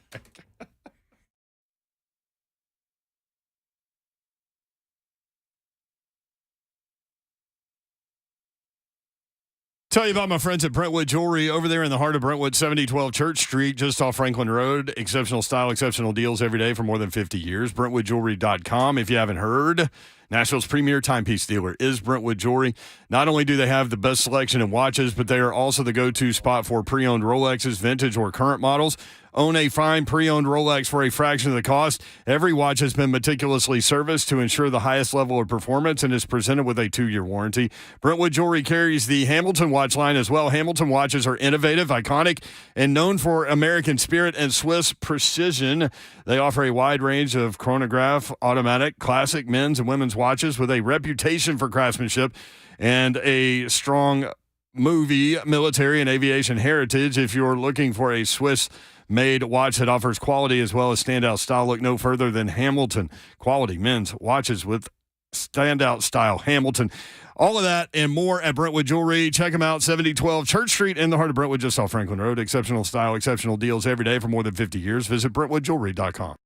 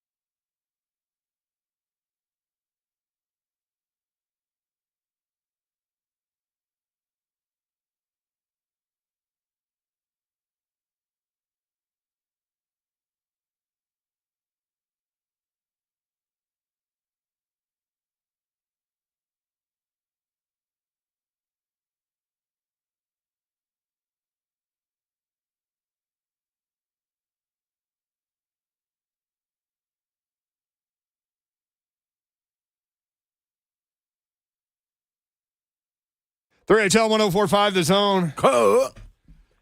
Have any of y'all investigated going to like hang out in the Aaron Rodgers cave after we told you what was going on there? What did we say, like 400 square feet? But we looked at pictures online where he went to like spend 4 days in darkness. I told you, it's like a posh fake darkness. There's a really nice rug in one of them. Yeah, there's a light switch too. You can do that at home. Just don't pay your electric bill late. Or there's a bunch of people in Nashville that just got power back on after those storms. They were there. They were living that world. I just talked to somebody in the building that's in a hotel tonight still. Still? Wow, Yeah. dang. Those winds, man. Serious. Oof. All wind, too. So- Sunny day winds. Yeah, I want to talk to somebody else other than Aaron Rodgers that went to that place. What was it called? I forget. Anyway, so he came out of the darkness. It was called Fake. Yeah, fake resort. And so now, like, we all thought, like, Aaron Rodgers in New York would be, like, the best possible storyline because there would be so much to that would be fun because to us, sports is entertainment. But now it looks like that might happen. Yep. So initially This today, is going to be an absolute Shiano show. Trey Wingo was the first one today to say that Aaron Rodgers is open to the Jets. That's what he tweeted. And, Oh, my God. And that they had a conversation today. The Jets' odds to win the Super Bowl improved at one sportsbook 30%. No. Today. And then we get word that there were Jets executives on a jet headed to go see Aaron Rodgers. Jets on a jet. If it was any way to put all my money against them winning the Super Bowl, I would. If they were to get him. Like, him. A-Rod in the New York media. Hold on. They got a hell of a team. I was Got just going to pieces. say the Jets, for the first time in a while, probably have those pieces. They have an offensive line, right? Mm-hmm. They worked on that. Mm-hmm. What has he done outside of win that one Super Bowl? Who? Aaron Rodgers? Thrown for 1 billion yards. You can't discount Aaron Rodgers. I'm not believing. I just think he finds a way to crash and burn. I think he finds a way to crash and burn. To be fair, though, since he's been there, they have not selected a skilled player in the first round except Jordan Love. No wide receivers, no running backs since he's been there. Yep. And listen. It's Aaron freaking Rodgers, Slay. I ain't saying he ain't cold. I said he found a way to crash and burn. He's made like I feel like it's not his fault. He's made like a 10-ounce fillet out of whatever the hell that green shit stuff is. Well, guess what? If that's the case, then all you got to do is. Did you get that? Yeah, I did, Pac-Man. I did. Oh my gosh! All you got to do that's twice in my career. Listen, if that's the case, then all you got to do is get him now. That's simple. How simple is that? Just get A-Rod there. Ain't nothing. You got me worked up there. Yeah, I mean, Clearly. That ain't nothing. Here are the receivers: Elijah Moore, Corey Davis, Garrett Wilson, running back Breece Hall. Oh, Corey Davis actually might be gone, right? Yeah, I think he can get on the market this year. Your quarterbacks are Mike White from Western Kentucky, Joe Flacco, and Zach Wilson. Oh my gosh, Joe Flacco. Yeah, and played well for the little time that he got in this year. But it's no like. Okay, so you're going to put him in New York with the Jets. So all of a sudden, everybody's going to be like, you know what? Yeah, let's roll with it. Yep, green poop. Just roll with it. Okay, so. That's what I'm saying, though. The proper word is Shiano. Yes. That's right. That's your green. Clay Travis did it. Clay Travis did it with an F-bomb. Mickey did it when he used to say Butch, please, but he went the other way. Oh. I had done it before once. I just did it again. I don't remember that. You haven't. No, which is amazing. And you haven't. I said something, though, but it wasn't that. Oh, yeah. You just said something that's culturally inappropriate. Yeah. So we dropped it. Mm-hmm. We haven't had to dump you. That's amazing. It really is amazing. You might curse more than any of us. What are you talking about? I think I deserve a bonus for making sure that her mic's been off the times that she has been saying it. I wish y'all could have seen. That is legit. I wish. I'm a hot mic away from being fired. Yeah, that was her comment for a while. It should have been a T-shirt. I wish y'all could have seen Hunk's reaction when that slipped. I mean, you threw your hands in the air. Like out of all people. Waving like you just don't care. Right, out of all people. Yeah, well, right. I'll tell you why it happened, because I was watching him with this spoon and this Awaken 180. You know what's which really is great. And you're down to 165. No, we don't want to be that. He's worn white shirts the last 2 days. Like, you don't wear a white shirt unless you're firm. You're firming up. That's right. And I'm firm. You're fit. Actually, didn't have nothing else to find to wear. I was just gonna say, you can tell how much weight you know lost. what the weird thing is though with anything, like why does green turn people off? Because it's a nasty color. Because it connects you with stuff. But everyone loves money. Yeah, Money's money. nasty, So you don't like money? You just got finished saying, and I enticed you to get on Amazon to spend some money. I know. Order. It's all your fault. But not Travis cash. used to see it, Travis. So for those of y'all on the, He's in the car right now. He's listening. You've got to be careful. No, I'm not being careful. It's about to be I Christmas. know. On my green It's about to be stuff. Christmas on the porch. There's going to be packages. By the way, for everyone on the YouTube feed, yes. Okay, so here's how the dump button works. It catches it on the radio.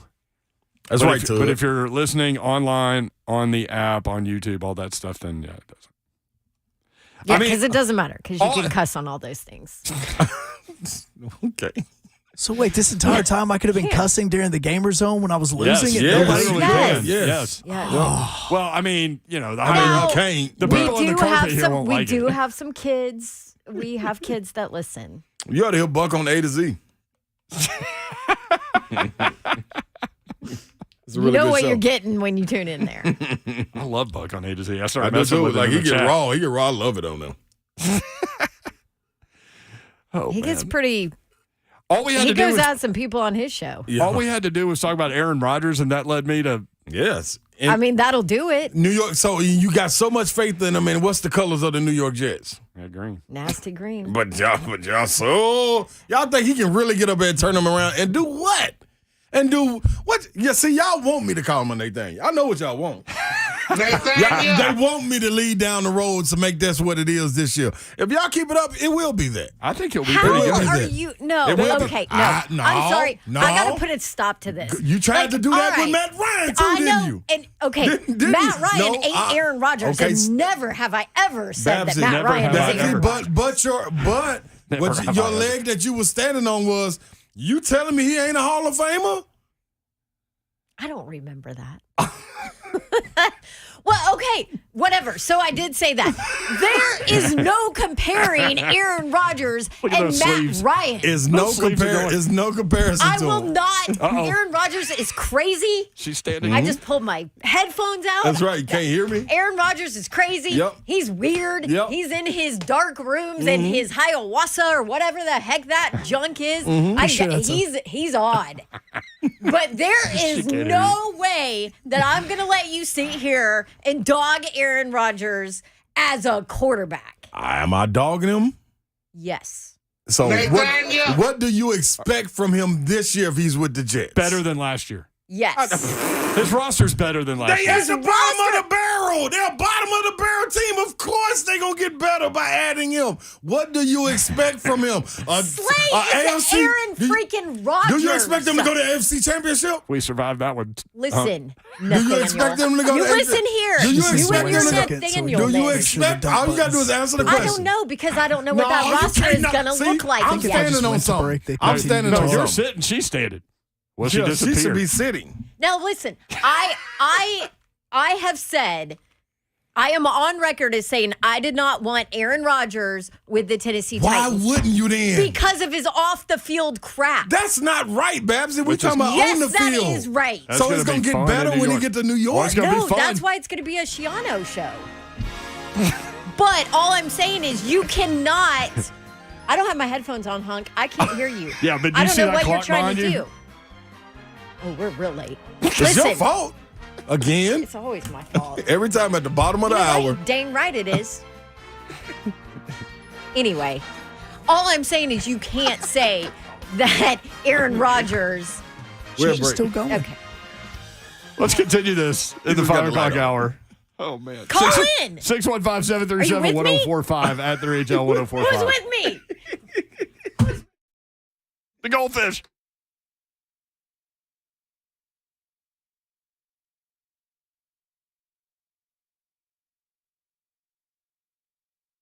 Upton Dodge Chrysler Jeep Ram. That's where you need to go to get that next new vehicle, new car, truck, SUV, Jeep, pre-owned, whatever you need. They're going to be able to help you. You can check out the entire inventory online. GuptonMotors.com is the website. And They are ready for you. They simply want one thing, you in the vehicle that's right for you. And that's what will happen when you go see my friends at Gupton Dodge Chrysler Jeep Ram. 24 West, exit 35. That's about 9 miles outside the city. And then it's a straight shot into Springfield, about 30 minutes from downtown Nashville. 3450 Tom Austin Highway is the address. And they're going to hook you up, get you in the vehicle that's right for you. That's the goal. That's what will happen when you go see my friends at Gupton Dodge Chrysler Jeep Ram. Go take your test drive, and they will help make the numbers work, and it'll be that easy. And get online, check out what they got going on, GuptonMotors.com. Again, 3450 Tom Austin Highway. That's Gupton Dodge Chrysler Jeep Ram.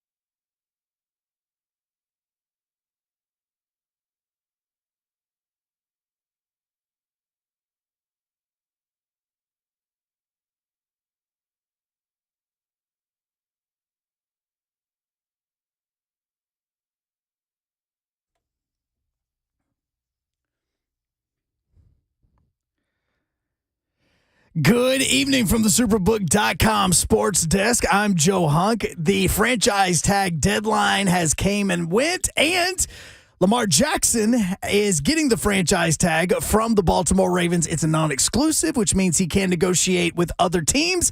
If he signs a deal with another team, that means that the Ravens will get 2 first-round compensatory picks. But in a swerve, it's a wrestling term for those of you who don't know, the New York Giants have struck a deal with Daniel Jones, 4 years, $160 million.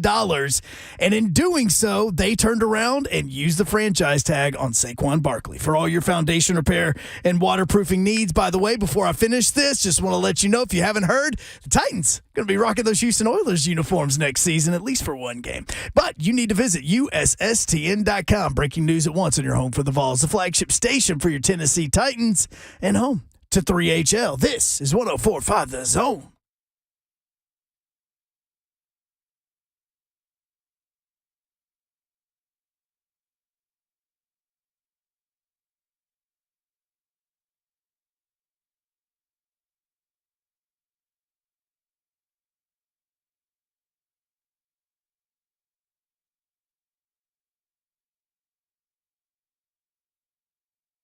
.3HL 104.5 The Zone, Tuesday edition. It is SEC Tournament Week, getting cranked up tomorrow. Yes. If you're going to Bridgestone Arena, we will be broadcasting our show live. Are we doing it tomorrow? Yes, we're the only ones out there tomorrow. Yes. Right beside the Tito stand. What? Why are you laughing? Because you didn't know that. Oh, well, we're in the communications business. I'm sure someone has sent me an email that I haven't read. There is an email. Actually, I read it and you didn't. How does that even happen? I'm between the two of us. None of us read email. No. Slay, do you? Yes. Okay, well, there. Slay's the savior of the show. I don't process them. So that's when I explain them to Slay. I just kind of read. To say I read. Can I use that? It's amazing we show up anywhere. You can, Babs. I was for free. Can I use that on text messages, like to Mr. Babs? Like, hey, I read your text, but I just didn't process it. I struggle processing your text sometimes. Just kind of looked at it. Us not I know reading, exactly what it said. Us I not can reading read it back to emails you. is a bad thing, honestly. But I'm Yeah. like, just it's text a me. bad thing. Yeah. Don't email me. Don't call me. Just text me. Or just tell me. Just call me. Yeah. Are you kidding me? No. You know what? Now I'm about to get on my soapbox again. If this dang place didn't have... Honk. It's a preemptive strike. Honk. Joe, junk. I'm about to go to the control room now. Don't turn into junk. Anyway. Yeah, there's no lock on that door either. Yes, to all our bosses, if we didn't have 5 trillion passwords and 8-factor verification, authentication, whatever it is, if we didn't have all that, maybe I would actually check my email that you sent me. You know what's funny about us? Like 8 months ago. We like to let you behind the curtain every once in a while. But what's funny about it? Remember Kelsey would work with us from Buffalo Wild Wings and then Scoreboard, and she told us a couple of different times when we had remotes coming up. So did. We was like, Oh yeah, what? we didn't know. What are you talking about? She was Oh, like, I'm cool. the one We'll playing see it. you there next week. Yeah. Great. Got y'all down on the schedule. So Dawn Davenport comes flying in here at the beginning of the show, and she's fired up about something, and she's got these like winged sleeves on her pink shirt, and she's showing the YouTube feed, YouTube, Twitter, Facebook Live, and Twitch. Twitch, please. You can watch the show and see Dawn's winged sleeves. So she was moving so fast, I thought she was going to take flight. She'll take off on you. It would take I off said on I you. look like a butterfly. Oh, you can't see it. A pink butterfly. Madam Butterfly. Wait, I don't think that's a good thing. Did Madam Butterfly kill a bunch of people? I didn't see that. I don't know. Okay. Well, she is Dawn Davenport, nonetheless. Hi, I'm in the building. That's bunk. That's bunk. Not bunk. Twitch, please. No, you know what's bunk? Twitch, please. What's bunk, baby? You going after Aaron Rodgers. Did I go after him? Savage agrees with me. I tried to just get you talking. to go after. I tried to get you to call him a Nathaniel. No, so this is my Yes, you thing. did. Yes, and listen, if you keep poking the bell, I will go stand on it. Now, the reason I said this is good. I'm gonna get this done. You can't flip and all of a sudden A-Rod be that guy that you can't talk about if you didn't want him here, Babsy. Like, if it's that great of a guy, why wouldn't you want? If he could turn green glop, which is green Schiano, into real championship pedigree, why wouldn't you want him? Here's why you want him if you're the Jets, because of Joe Flacco, Mike White, and who's the other? Zach Wilson. That's a different quarterback room than here. And I know people are tired of Ryan Tannehill and all those things. But ain't none of them quarterbacks going to be in that room if he's there. But that quarterback group got the Jets to 7-10. What could Aaron Rodgers do with that roster? That's my whole point. Get him the to 11-7. I wouldn't. Or 11-6. Like what? What? Okay, cool. Playoffs. He's always going to the playoffs. Right. That's why you bring him in if you're the Jets, because they never go to the playoffs. Without a single skill position guy drafted in his entire time at Green Bay. So you telling me you would want? So you're in favor of the Jets getting to the playoffs and having an opportunity to win the championship, but not in favor for the Titans to get them and have somebody already in place to go to the championship. That's what I'm saying. No, this is what you're doing. He crashes and burns in the playoffs. God, I feel like we're like on First Take with Stephen A. Smith. Screaming A. Smith. We're like screaming at each other. No, but this is how we talk all the time. What? That ain't got nothing to do with I know them. this is what we just did in the in the break. Not We did this in Slay the break. 1, Bab 0. No, people, no. Wait, Doherty's on Davenport's side too. Yeah. 12 seasons without a playoff appearance for the Jets. Do you know who the quarterback was when they last went to the playoffs? I don't care.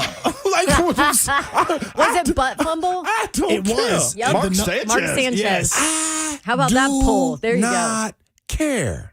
I don't care. See, That with the doesn't Titans matter. roster construction, though, I think you can get to the playoffs by addressing other needs and keeping Tannehill at quarterback. Everyone. With the Jets, I think they might be Aaron Rodgers away.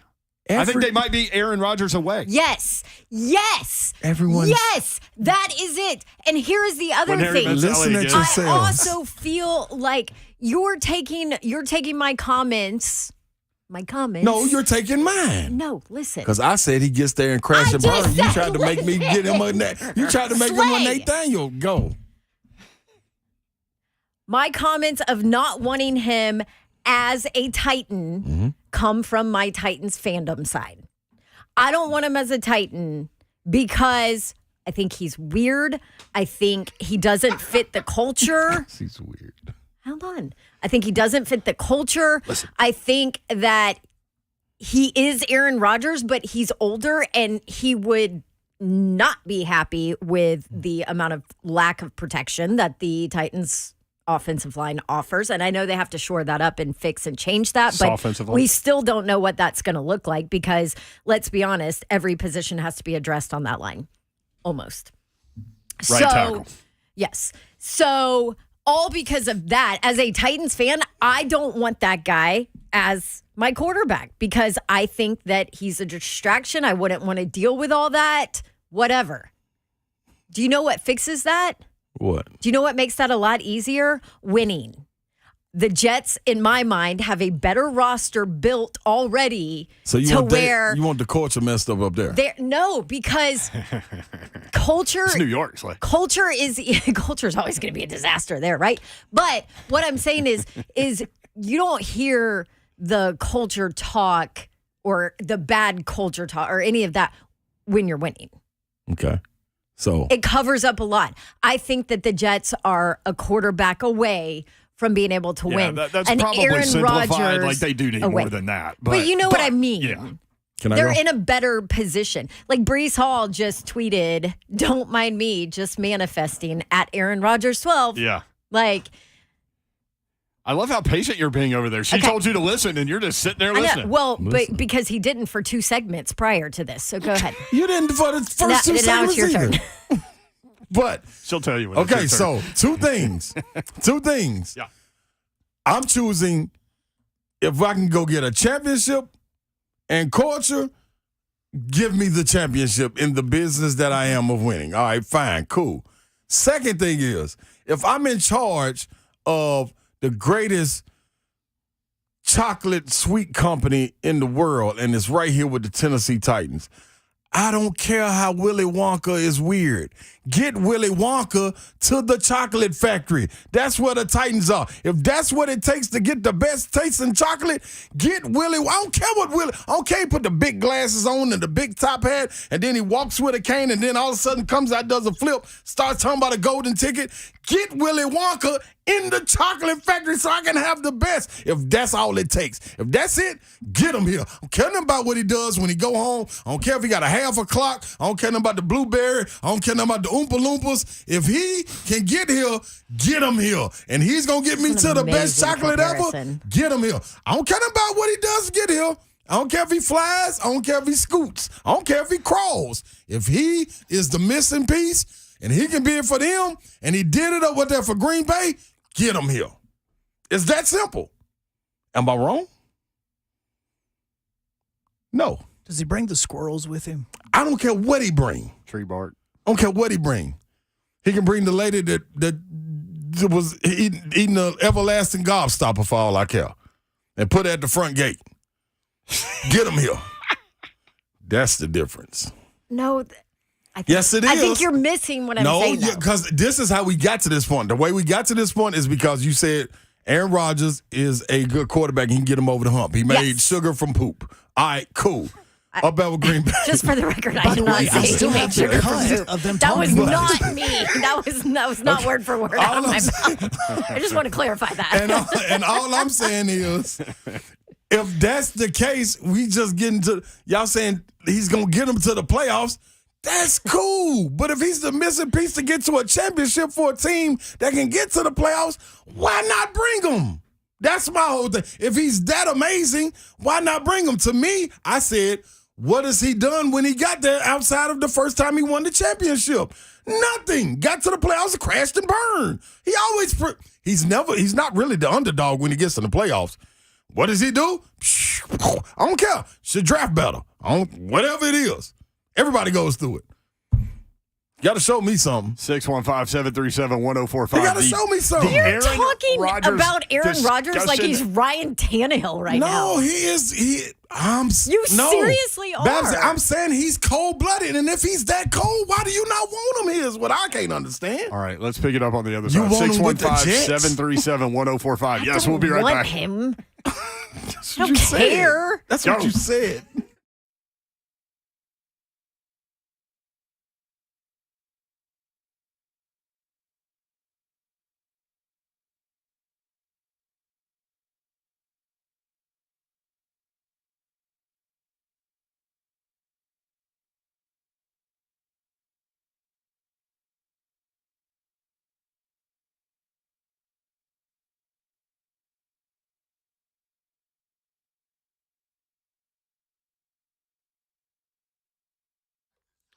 Ladies and gentlemen, with a word about a moment's peace, Don Davenport. I love you, Babsy.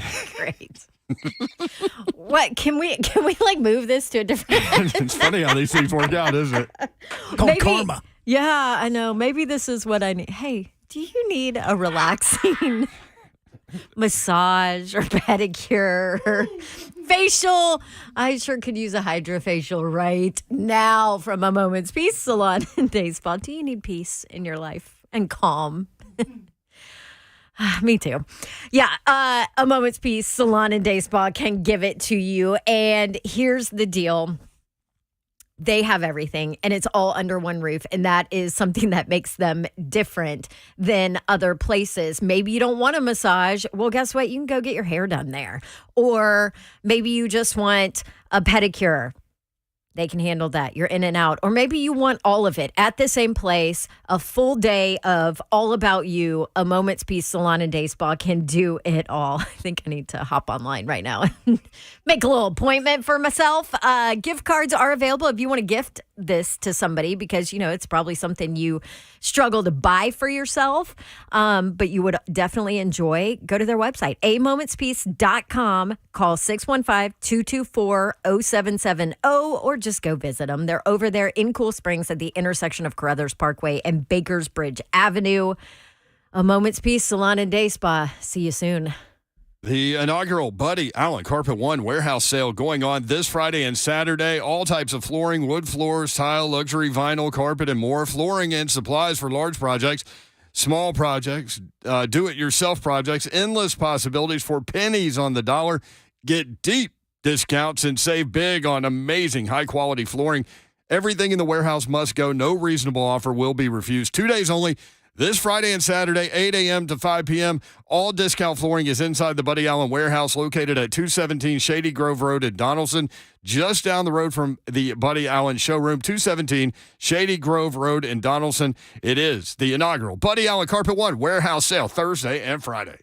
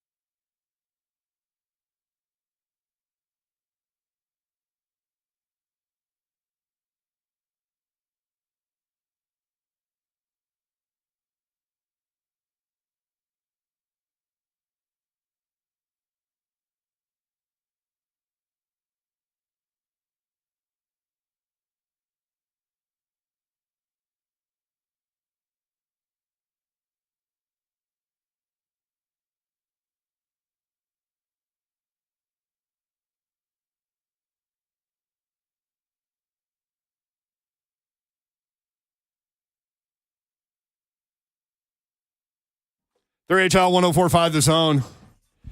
So if you're new to the show, we typically don't do that yelling and screaming thing because, like, literally none of us like to watch those shows in the morning because they're just yelling and screaming at each other. No, because it gives me anxiety. Right. And so, like, here we are. But we typically so now what are we doing? We're yelling at each other. We typically don't do that. I didn't feel like I yelled. Babs is like, I think no, I probably yelled. No, you really didn't, Slay. Especially when she told you to listen to her and you just calmed down completely. I know, and then I was like, and that made you a little more. Wait a second. That made you a little more intense. Yeah, exactly. So during the break, Babs was like, man, we usually don't do that. And I'm like, well, you know, sometimes it's good people don't know what to expect, you know, when they tune in. And she's like, man, it's been a wild show. Like, we're screaming at each other. Mayor dropped the S-bomb. And I was like, but think about yesterday, too. Like, Jim Nance was on the show, just randomly called line 3. It's been a heck of a week. Did Jim so far. Nance break the show? Broke the show. So I said, it's Blew been it wide open. I said, it's been a heck of a week. And Dawn goes, it's only Tuesday. That's right. Maybe good that the Vols are playing during our show from Thursday and Friday. No, because here's what's going to happen. And Slay's going to be doing SEC Network stuff. So me and Babs are going to try to just slam 3 hours into 1 hour. Yeah. And that gets Something's intense. gonna happen. Sometimes. What if I go down, bust in on the SEC Network set during a commercial break and make Slay do radio? That'd be great. I love Security escort me off the set? That would be golden. She with me, y'all. She's straight. I think what you need. ESPN employee escorted by security off of their set. So think about what Aaron Rodgers has done to us today. He made me say the S word on the air. So did. Only the second time in 27 years that I've said something that needed to get dumped. Anyway, Aaron. And got you so livid that you took your headphones off and stood up. Sure did. know. And stayed up. I know. And I have a sit short down. shirt on, and I was like throwing my hands up. Didn't even think about it. Hands up. We blame Aaron Rodgers. Dang it, Aaron. See, I told you. See, this is what he does to these women. But he wins. Danica Patrick and Shailene Woodley and Blue or whatever her name is. You're my girl, Blue. He drives them crazy. Yeah. So So I think can I So can to I put a just bow on point it? out? Yeah. Can I put a bow on it? Yeah, You want me yeah, to put a bow on it? You put your bow on yours, and I'll put my rhinestone pearl dotted bow on mine. I'll let you go first. Ladies first. See, okay, I've told people this. This is my problem. We're all last word people. And so Hunk is trying to get us to go to break forever. But we all have the last word. Do I need to start the music now? So Slay being a last word guy, nominated Babs to go first. So he could All right, I'll go have first. the last word. You know what? I'll suck it up and I'll go first. Oh, wow. So Nathan in our chat summed it up perfectly for me. Stop rolling your eyes. Didn't your mama ever tell you your eyes are going to get stuck like that? You keep doing that. Kids, you roll your eyes, your eyes are going to get stuck like that. Wait a minute. You roll your eyes every day at us. Every 2 seconds I roll my eyes. And so does my daughter now. Ugh. Oh, yeah. Boy, I hope she wasn't listening. Because she likes to say the word that I let out there. Yes, she does. Thanks, Uncle Don't Mayor. worry, she's at school. We're good. She's in her positive influence place right now. Nathan said, I think she means, meaning me, this is what I mean. He can win with what the New York Jets have, but may not be able to win with what we have, as in the Titans. And if he can't, how toxic does that locker room become? Yes, that is exactly my point. And then also somebody was like, oh, give me a break. Are the Jets really, they're not a quarterback away from a Super Bowl. Yes, that was probably a little dramatic on my part. Sometimes I tend to do that. I get it. But you also look at what the Jets have. They have a decent offensive line. They have a strong run game. They have pieces that the Titans do not have. Yep. So that is part of my argument. And I will admit, I admitted this to Slay in the break. We should just broadcast through our whole break since we just keep doing the show in the break anyway. Basically. I don't know why we don't keep the cameras on during the break. Because then I have to watch my mouth even more. No, because then this it's is online. dangerous. It doesn't matter. Are you trying to get me fired? No, Lord, no. I told we got something Slay. good going here. I told Slay though. I get it. Like Aaron Rodgers is older, right? Mm-hmm. He's not going to be what he once was, but with what the Jets have in place, he can be good enough. If he were here in Tennessee with that offensive line, and I know it's going to be addressed either in the draft, through free agency, somehow, some way, but there's a lot to address on this Titans team right now. Yep. That's my argument. Okay. Go ahead. Counsel, would you like a rebuttal? I would. Yeah, because you're going to have to roll a ton of money into Aaron Rodgers. Yes. That's absolutely right. And we're just talking hypotheticals here Yeah, without we- money yeah, talk. yeah, Because yeah. if you talk money talk, he's going to be a Green Bay Packer, and he's going to take in that $60 million. Yeah, fool to leave it then. Yes. And then. Well, the leave Jets would after have to that. take that salary on. They're talking about Yeah. a trade, so Right. So they would either have to do a new deal with him or just do that 1 year, $60 million. So I wonder And how many of we those don't even know pieces if that he are with the is gonna Jets play.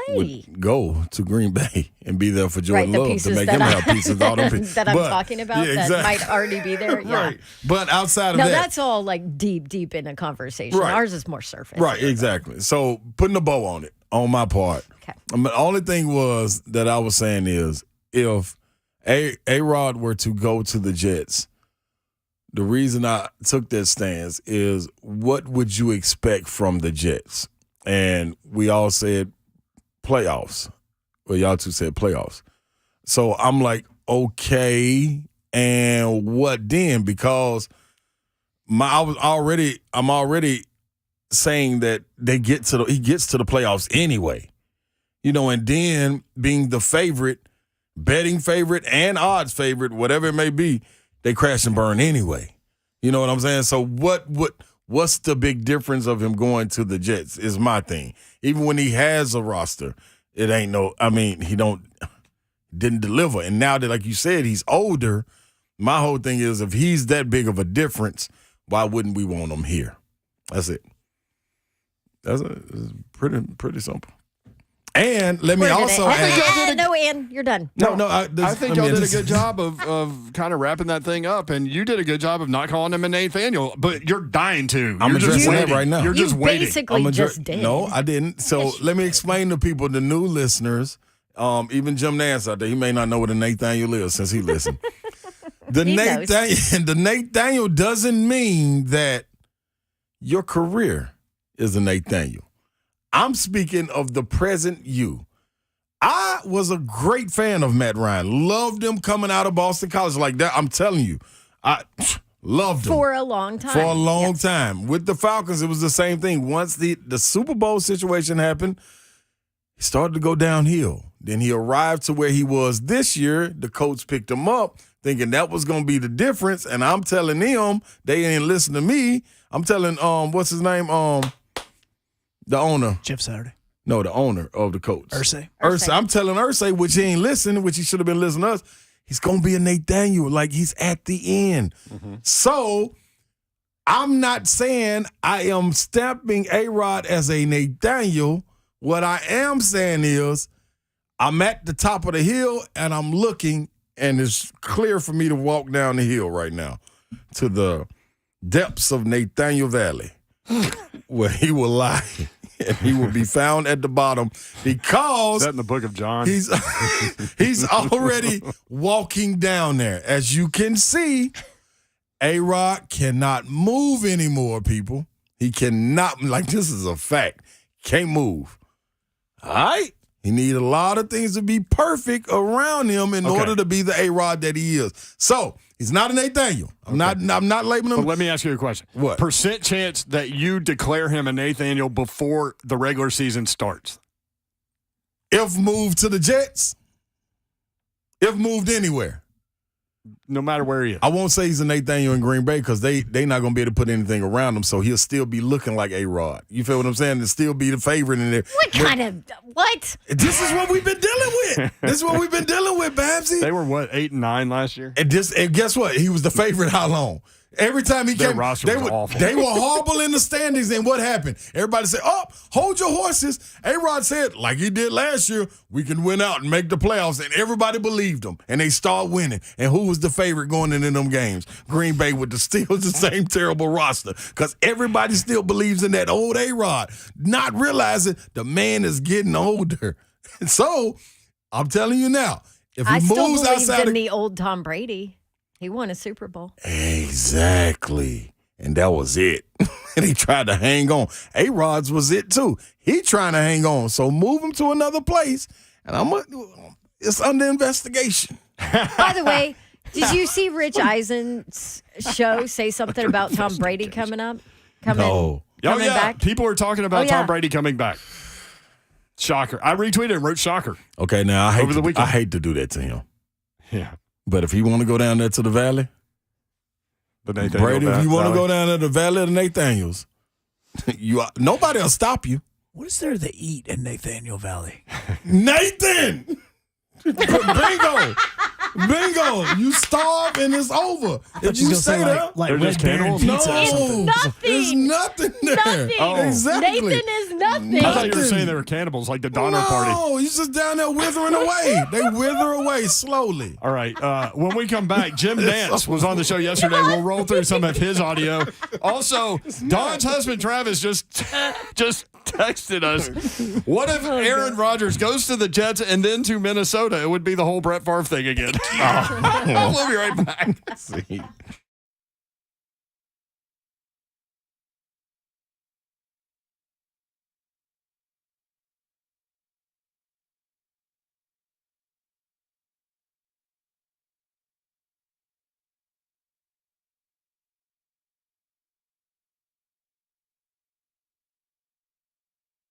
Tournaments are here, people. Let's go get us some money. How you going to do a Superbook? That's what you do. You spend valuable time thinking about which bets to place each week. Well, I got something for you. Superbook.tn. That's what you can dial into, and let's go get some money. Yeah, the Superbook Sports app. How would you do it? Well, you download the Superbook Sports app on your phone or go to superbooksports.com on your handheld devices or on your laptops, mobile devices, whatever it may be. Whatever it is, you put it in, and if you deposit wager and people sign up the same day, then guess what? They're going to match you. Yeah, up to $1,000, man. You can't beat it. Everybody wants it. Superbook Sports is the most trusted name out here, and it's live right here in Tennessee for all your sports wagering needs. Right now, I told you, you got the tournaments. You want to dial in on them? I suggest so. And listen to 3HL because the parlay is popping. Been getting them the last 3-4 nights, man, and it's only going to get better. So visit superbook.com for terms and conditions. Gambling problem, call 1-800-889-9789. You know the motto, people. Book it. It is that time of year again when the housing market starts to heat up with rates and home prices finally coming down over what they were last year. Accurate Mortgage is predicting that competition for homes among buyers may be at least as fierce as it was last year, if not more. So now is the time to get pre-qualified for an Accurate Mortgage home loan so you can be one step ahead of your competition and win the house of your dreams. Accurate Mortgage has many options to help make your new mortgage more affordable, such as their payment reduction mortgage, perfect for easing into your new payment. For more details, visit Accurate Mortgage today, AccurateMTG.com. Paul M. said, the Accurate Mortgage team were amazing in getting our refinance closed quickly with a minimum of fuss. I will not go to another team for my mortgage needs. They have made me a customer for life. Again, for more details, visit Accurate Mortgage today, AccurateMTG.com. Accurate Mortgage Group, a division of Acopia LLC, is an equal housing lender, NMLS number 4664.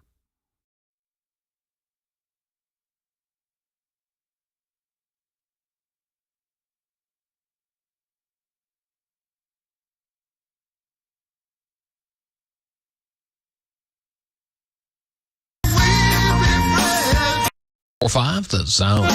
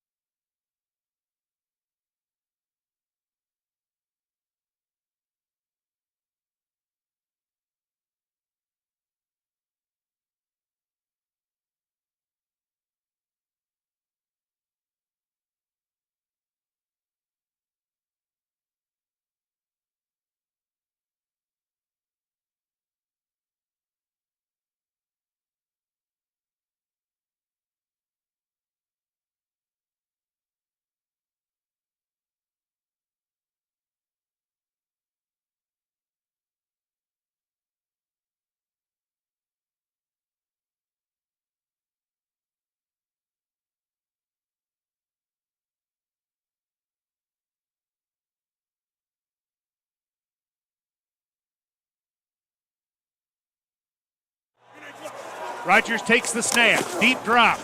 Looking. Under some heat. Flushed out to his right. Now big chase. Sack! Jeffrey Simmons. First sack of the night. $100 to Second Harvest Food Bank from Kroger as he takes Rodgers down back at the 37. It's a massive loss of 13 yards as we go under 3 minutes to play. Big Jeff. Big Jeff. Titans radio. Tell them it's a beautiful thing. Your mic is on. I know. I'm going to tell everybody, all your mics are on. Uh-oh. I was going to tell Babs. Dawn's into her phone. Look out. Yeah. She's going off on something. I'm a splitter, Babs. What? Yeah, you guys are going to or you guys are going to do some watch party or something for hoops coming up. That's right. At Party Found with a guy. Yeah. Austin. I don't think I was invited. Well, I think you are invited, Babs. I think it was a miscommunication, Babsy. Well. And definitely we had nothing to do with that. No. Zero chance. Somebody didn't invite me. I think my wife was a part of this as well. Because she didn't invite you either. Who's in charge of this? All right, so Party Foul next Thursday and Friday. Come watch games with me and Slay and maybe Babs. Nope, I'm not coming. No. Hey, come on, we got to get Babs in. I'm not coming. We got to get Babs in. This won't be right. Nope. Yes. Nope, y'all have a good time. No, have fun. Babsy, don't leave us. Everybody have fun. We're a triumvirate. We're a trio. I would be the same. Can you believe nobody invited me? After the last 45 minutes? This is the Honk. I'm going to come in there and take you out. She started the show with that. It ended the show with that. I did. You've been on. I almost said. Is this glass bulletproof? You have been on my hit list all day. All day long. Wow. Love you. Mean it. All right. Well, we'll get to the bottom of this, Babsy. Don't worry. Man. Whatever. There's no bottom. Y'all have fun. We're in the bottom, Babsy. Yeah. Well, yeah. We'll get to the bottom of it, Go Babsy. drink elsewhere then. All right. Let's go drink by myself. It's probably in my email that I haven't checked in 8 months. There's a really good chance of that, honestly. There is a really good chance of that. Okay. Carry on. My wayward son. Jim Nantz joined the show yesterday. He called line 3, the listener line. We didn't know it was him.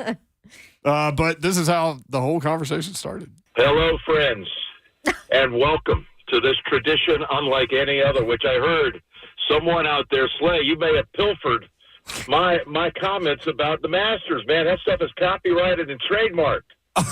Is this Jim Nantz? It's Jim Nantz. It's Jim Nantz. Hello, friends. Slay! I didn't remember that being your reaction. Yeah, okay, yeah, here's the radio geek inside of me. Like, Slay knows to back up when he starts screaming. Mm-hmm. That's awesome. Do you A lot know of people why? don't do that. So thankful. Do you know why? Why? Because Hunk has been on Yes. his butt. Yes. Oh, okay. I learned that from Jerry House. About peaking. Back in the day. About Making peaking, it pop, yes. pop, Slay, you're making it pop. So Nance called it. Part of why he wanted to call in was to give Slay crap, but part of why he wanted to call in is because we were talking about that report yesterday from Mike Silver that the Titans were shopping Derrick Henry. Here was Jim Nance's take. I hear you talking about all this trade talk. Let me just weigh in on that since I cover the NFL and we've got a Super Bowl year coming up. I get to call it for the 9th time. I would love to think I might get the hometown team to that spot. I don't know that they're ready for it right now with some of the missing parts, but I just don't see you trading Derrick Henry. First off, if you're worried about what it's going to cost you against the cap, we all know the running back position is the cheapest position on the field. It's other than a special teamer. It's crazy the way that's worked out. And Derrick has served this community so well. And I think he's got a couple of really big years still remaining. I'm not saying it's 5 years, but there are other parts that need to be addressed well before we talk about doing anything with 22. How about that? I think he is dead on. Yep. Totally agree. Because what are we saying? Okay, if the Titans end up dealing him, he's going to go elsewhere and have a big 2 or 3 years. You heard him say, hello, friends, and a tradition unlike any other. The Masters is coming up. He said this about that. We are exactly 1 month to the day, till Thursday, April the 6th, There will be a gathering around the first tee about 7:15 in the morning. Jack Nicklaus, Gary Player, and Tom Watson to get the Masters underway. Oh, my gosh. Man, that's crazy. Doesn't that just give you chills? That's crazy. And this part, we didn't know. I still haven't looked to see if this was out there, but he told us that this is his last NCAA tournament. We have this little thing called the NCAA basketball tournament. I'm taking on the journey for the 37th and final time. This is my last time to call the NCAA tournament. I began my hoop season actually yesterday in Memphis with a barn burner that came down to great game. Houston winning with a shot with no time left. And, I mean, I'm already getting nostalgic about it. Dude, and that was a hell of a game. Like, that was a barn burner. Marcus Sasser with the big game. The buzzer game sounded buzzer. with the shot in the air. I was thinking about it. Did you ever, were you ever lucky enough that he called any of your games? I don't think so. I think I would have remembered it. I think you would have too. I know you made one shining moment, but yeah. I had Worthy. I forgot who Worthy was with. Man, I no, I don't think it was him. No, it would have been with Clark Kellogg probably. Yeah. So, the Packer. You know, you have a guy like this on one time, and you have to ask him a question that everybody's going to ask him just to get him to tell stories, right? Mm-hmm. So I asked him about his favorite sports moment that he has called, and he kind of went through some of each of the sports, and then he said this. It probably would have been 92 when Fred Couples won the Masters because we were roommates at Houston. We were on the golf team together. And when we showed up at school for the first day, the coach asked us, what would you like to do with your lives? He asked each of the incoming freshmen to stand up, tell us a little bit about yourself, but primarily, what is the dream that's inside of your heart? I was the first of 7 freshmen to stand up, and I said, my goal since I was 11 was to work for CBS. That's all I ever wanted to do since I was 11 years old. Well, why, Jimmy? And I said, because I want to broadcast the Masters, and I want to be one of those voices, and I want to cover the NFL because I loved those days of Summerall and Brookshire and then Summerall and Madden. I wanted to be a part of the CBS family. Been there 38 years. So anyway, Freddie stood up 4th out of the 7 freshmen, and he said, you know, someday I want to win the Masters. That's my goal. That's what's in my heart. And the coach basically said, okay, you boys, you're in rooms 101 and 103, Cobb Hall. We room together, 4 of us. And he said, you guys go figure that out. We used to practice the green jacket ceremony in our dorm room. Like no we were on way. the air. Oh, yeah. 2 kids just pretending, 2 kids just play acting like they're big shots and grown-ups and a whole thing. And when it happened for real in 92, we'd been out of school now for over 10 years, but it happened and the world was watching. And we did it like we used to do it sitting in our dormitory, just dreaming about it. To think that was only 10 years later, too. That ain't a long time. Isn't that That's amazing? crazy. That was so cool. So for those that don't know, Jim Nance does live in Nashville. He moved here, he said 18 months ago, and he loves the city. He has a message for Nashvillians. You guys that are listening, I just want you to know, I live on the road. I've had a nomadic life. And I'm from Charlotte originally. I'm a North Carolinian. And it came time to find a new place to reside. I needed something that was going to be a little easier on the travel schedule. But I wanted to come back to something that was warm, something that made me feel a part of a community, have a church community, have friends and people that, like a normal existence. And I got to tell you, Nashville, I had high expectations, and those expectations have been blown out of the water. It's gone times 10 what I hoped it would be. It's been fantastic. I love that so much. Yeah, that he made a point because we were basically set to leave, the conversation. We had gone way over. We went through breaks we should normally never go through, but Jim Nance called randomly. So we do those things. But, yeah, he made a point to, stop himself and tell the people of Nashville how great and they are and how much he appreciates y'all. He also Let's make sure we keep it that way. Yeah. Mm-hmm. Yeah, I know, 'cause especially in Starbucks parking lots when you get fired up at people. Oh. Traffic situations when I'm yelling at somebody because they're going slow and then I pull around them and it's a car full of nuns. That really happened. Work situations when your producer makes you angry. No, work situations when you say mean things to your coworkers. All right, we'll end with this. This is Jim Nance on why he loves 3HL. I love getting in the car and driving around and making sure I hear what the latest is from you guys. I love the laughter. You know what I love about the laughter? It's real. It's authentic. so many studio shows, it feels forced.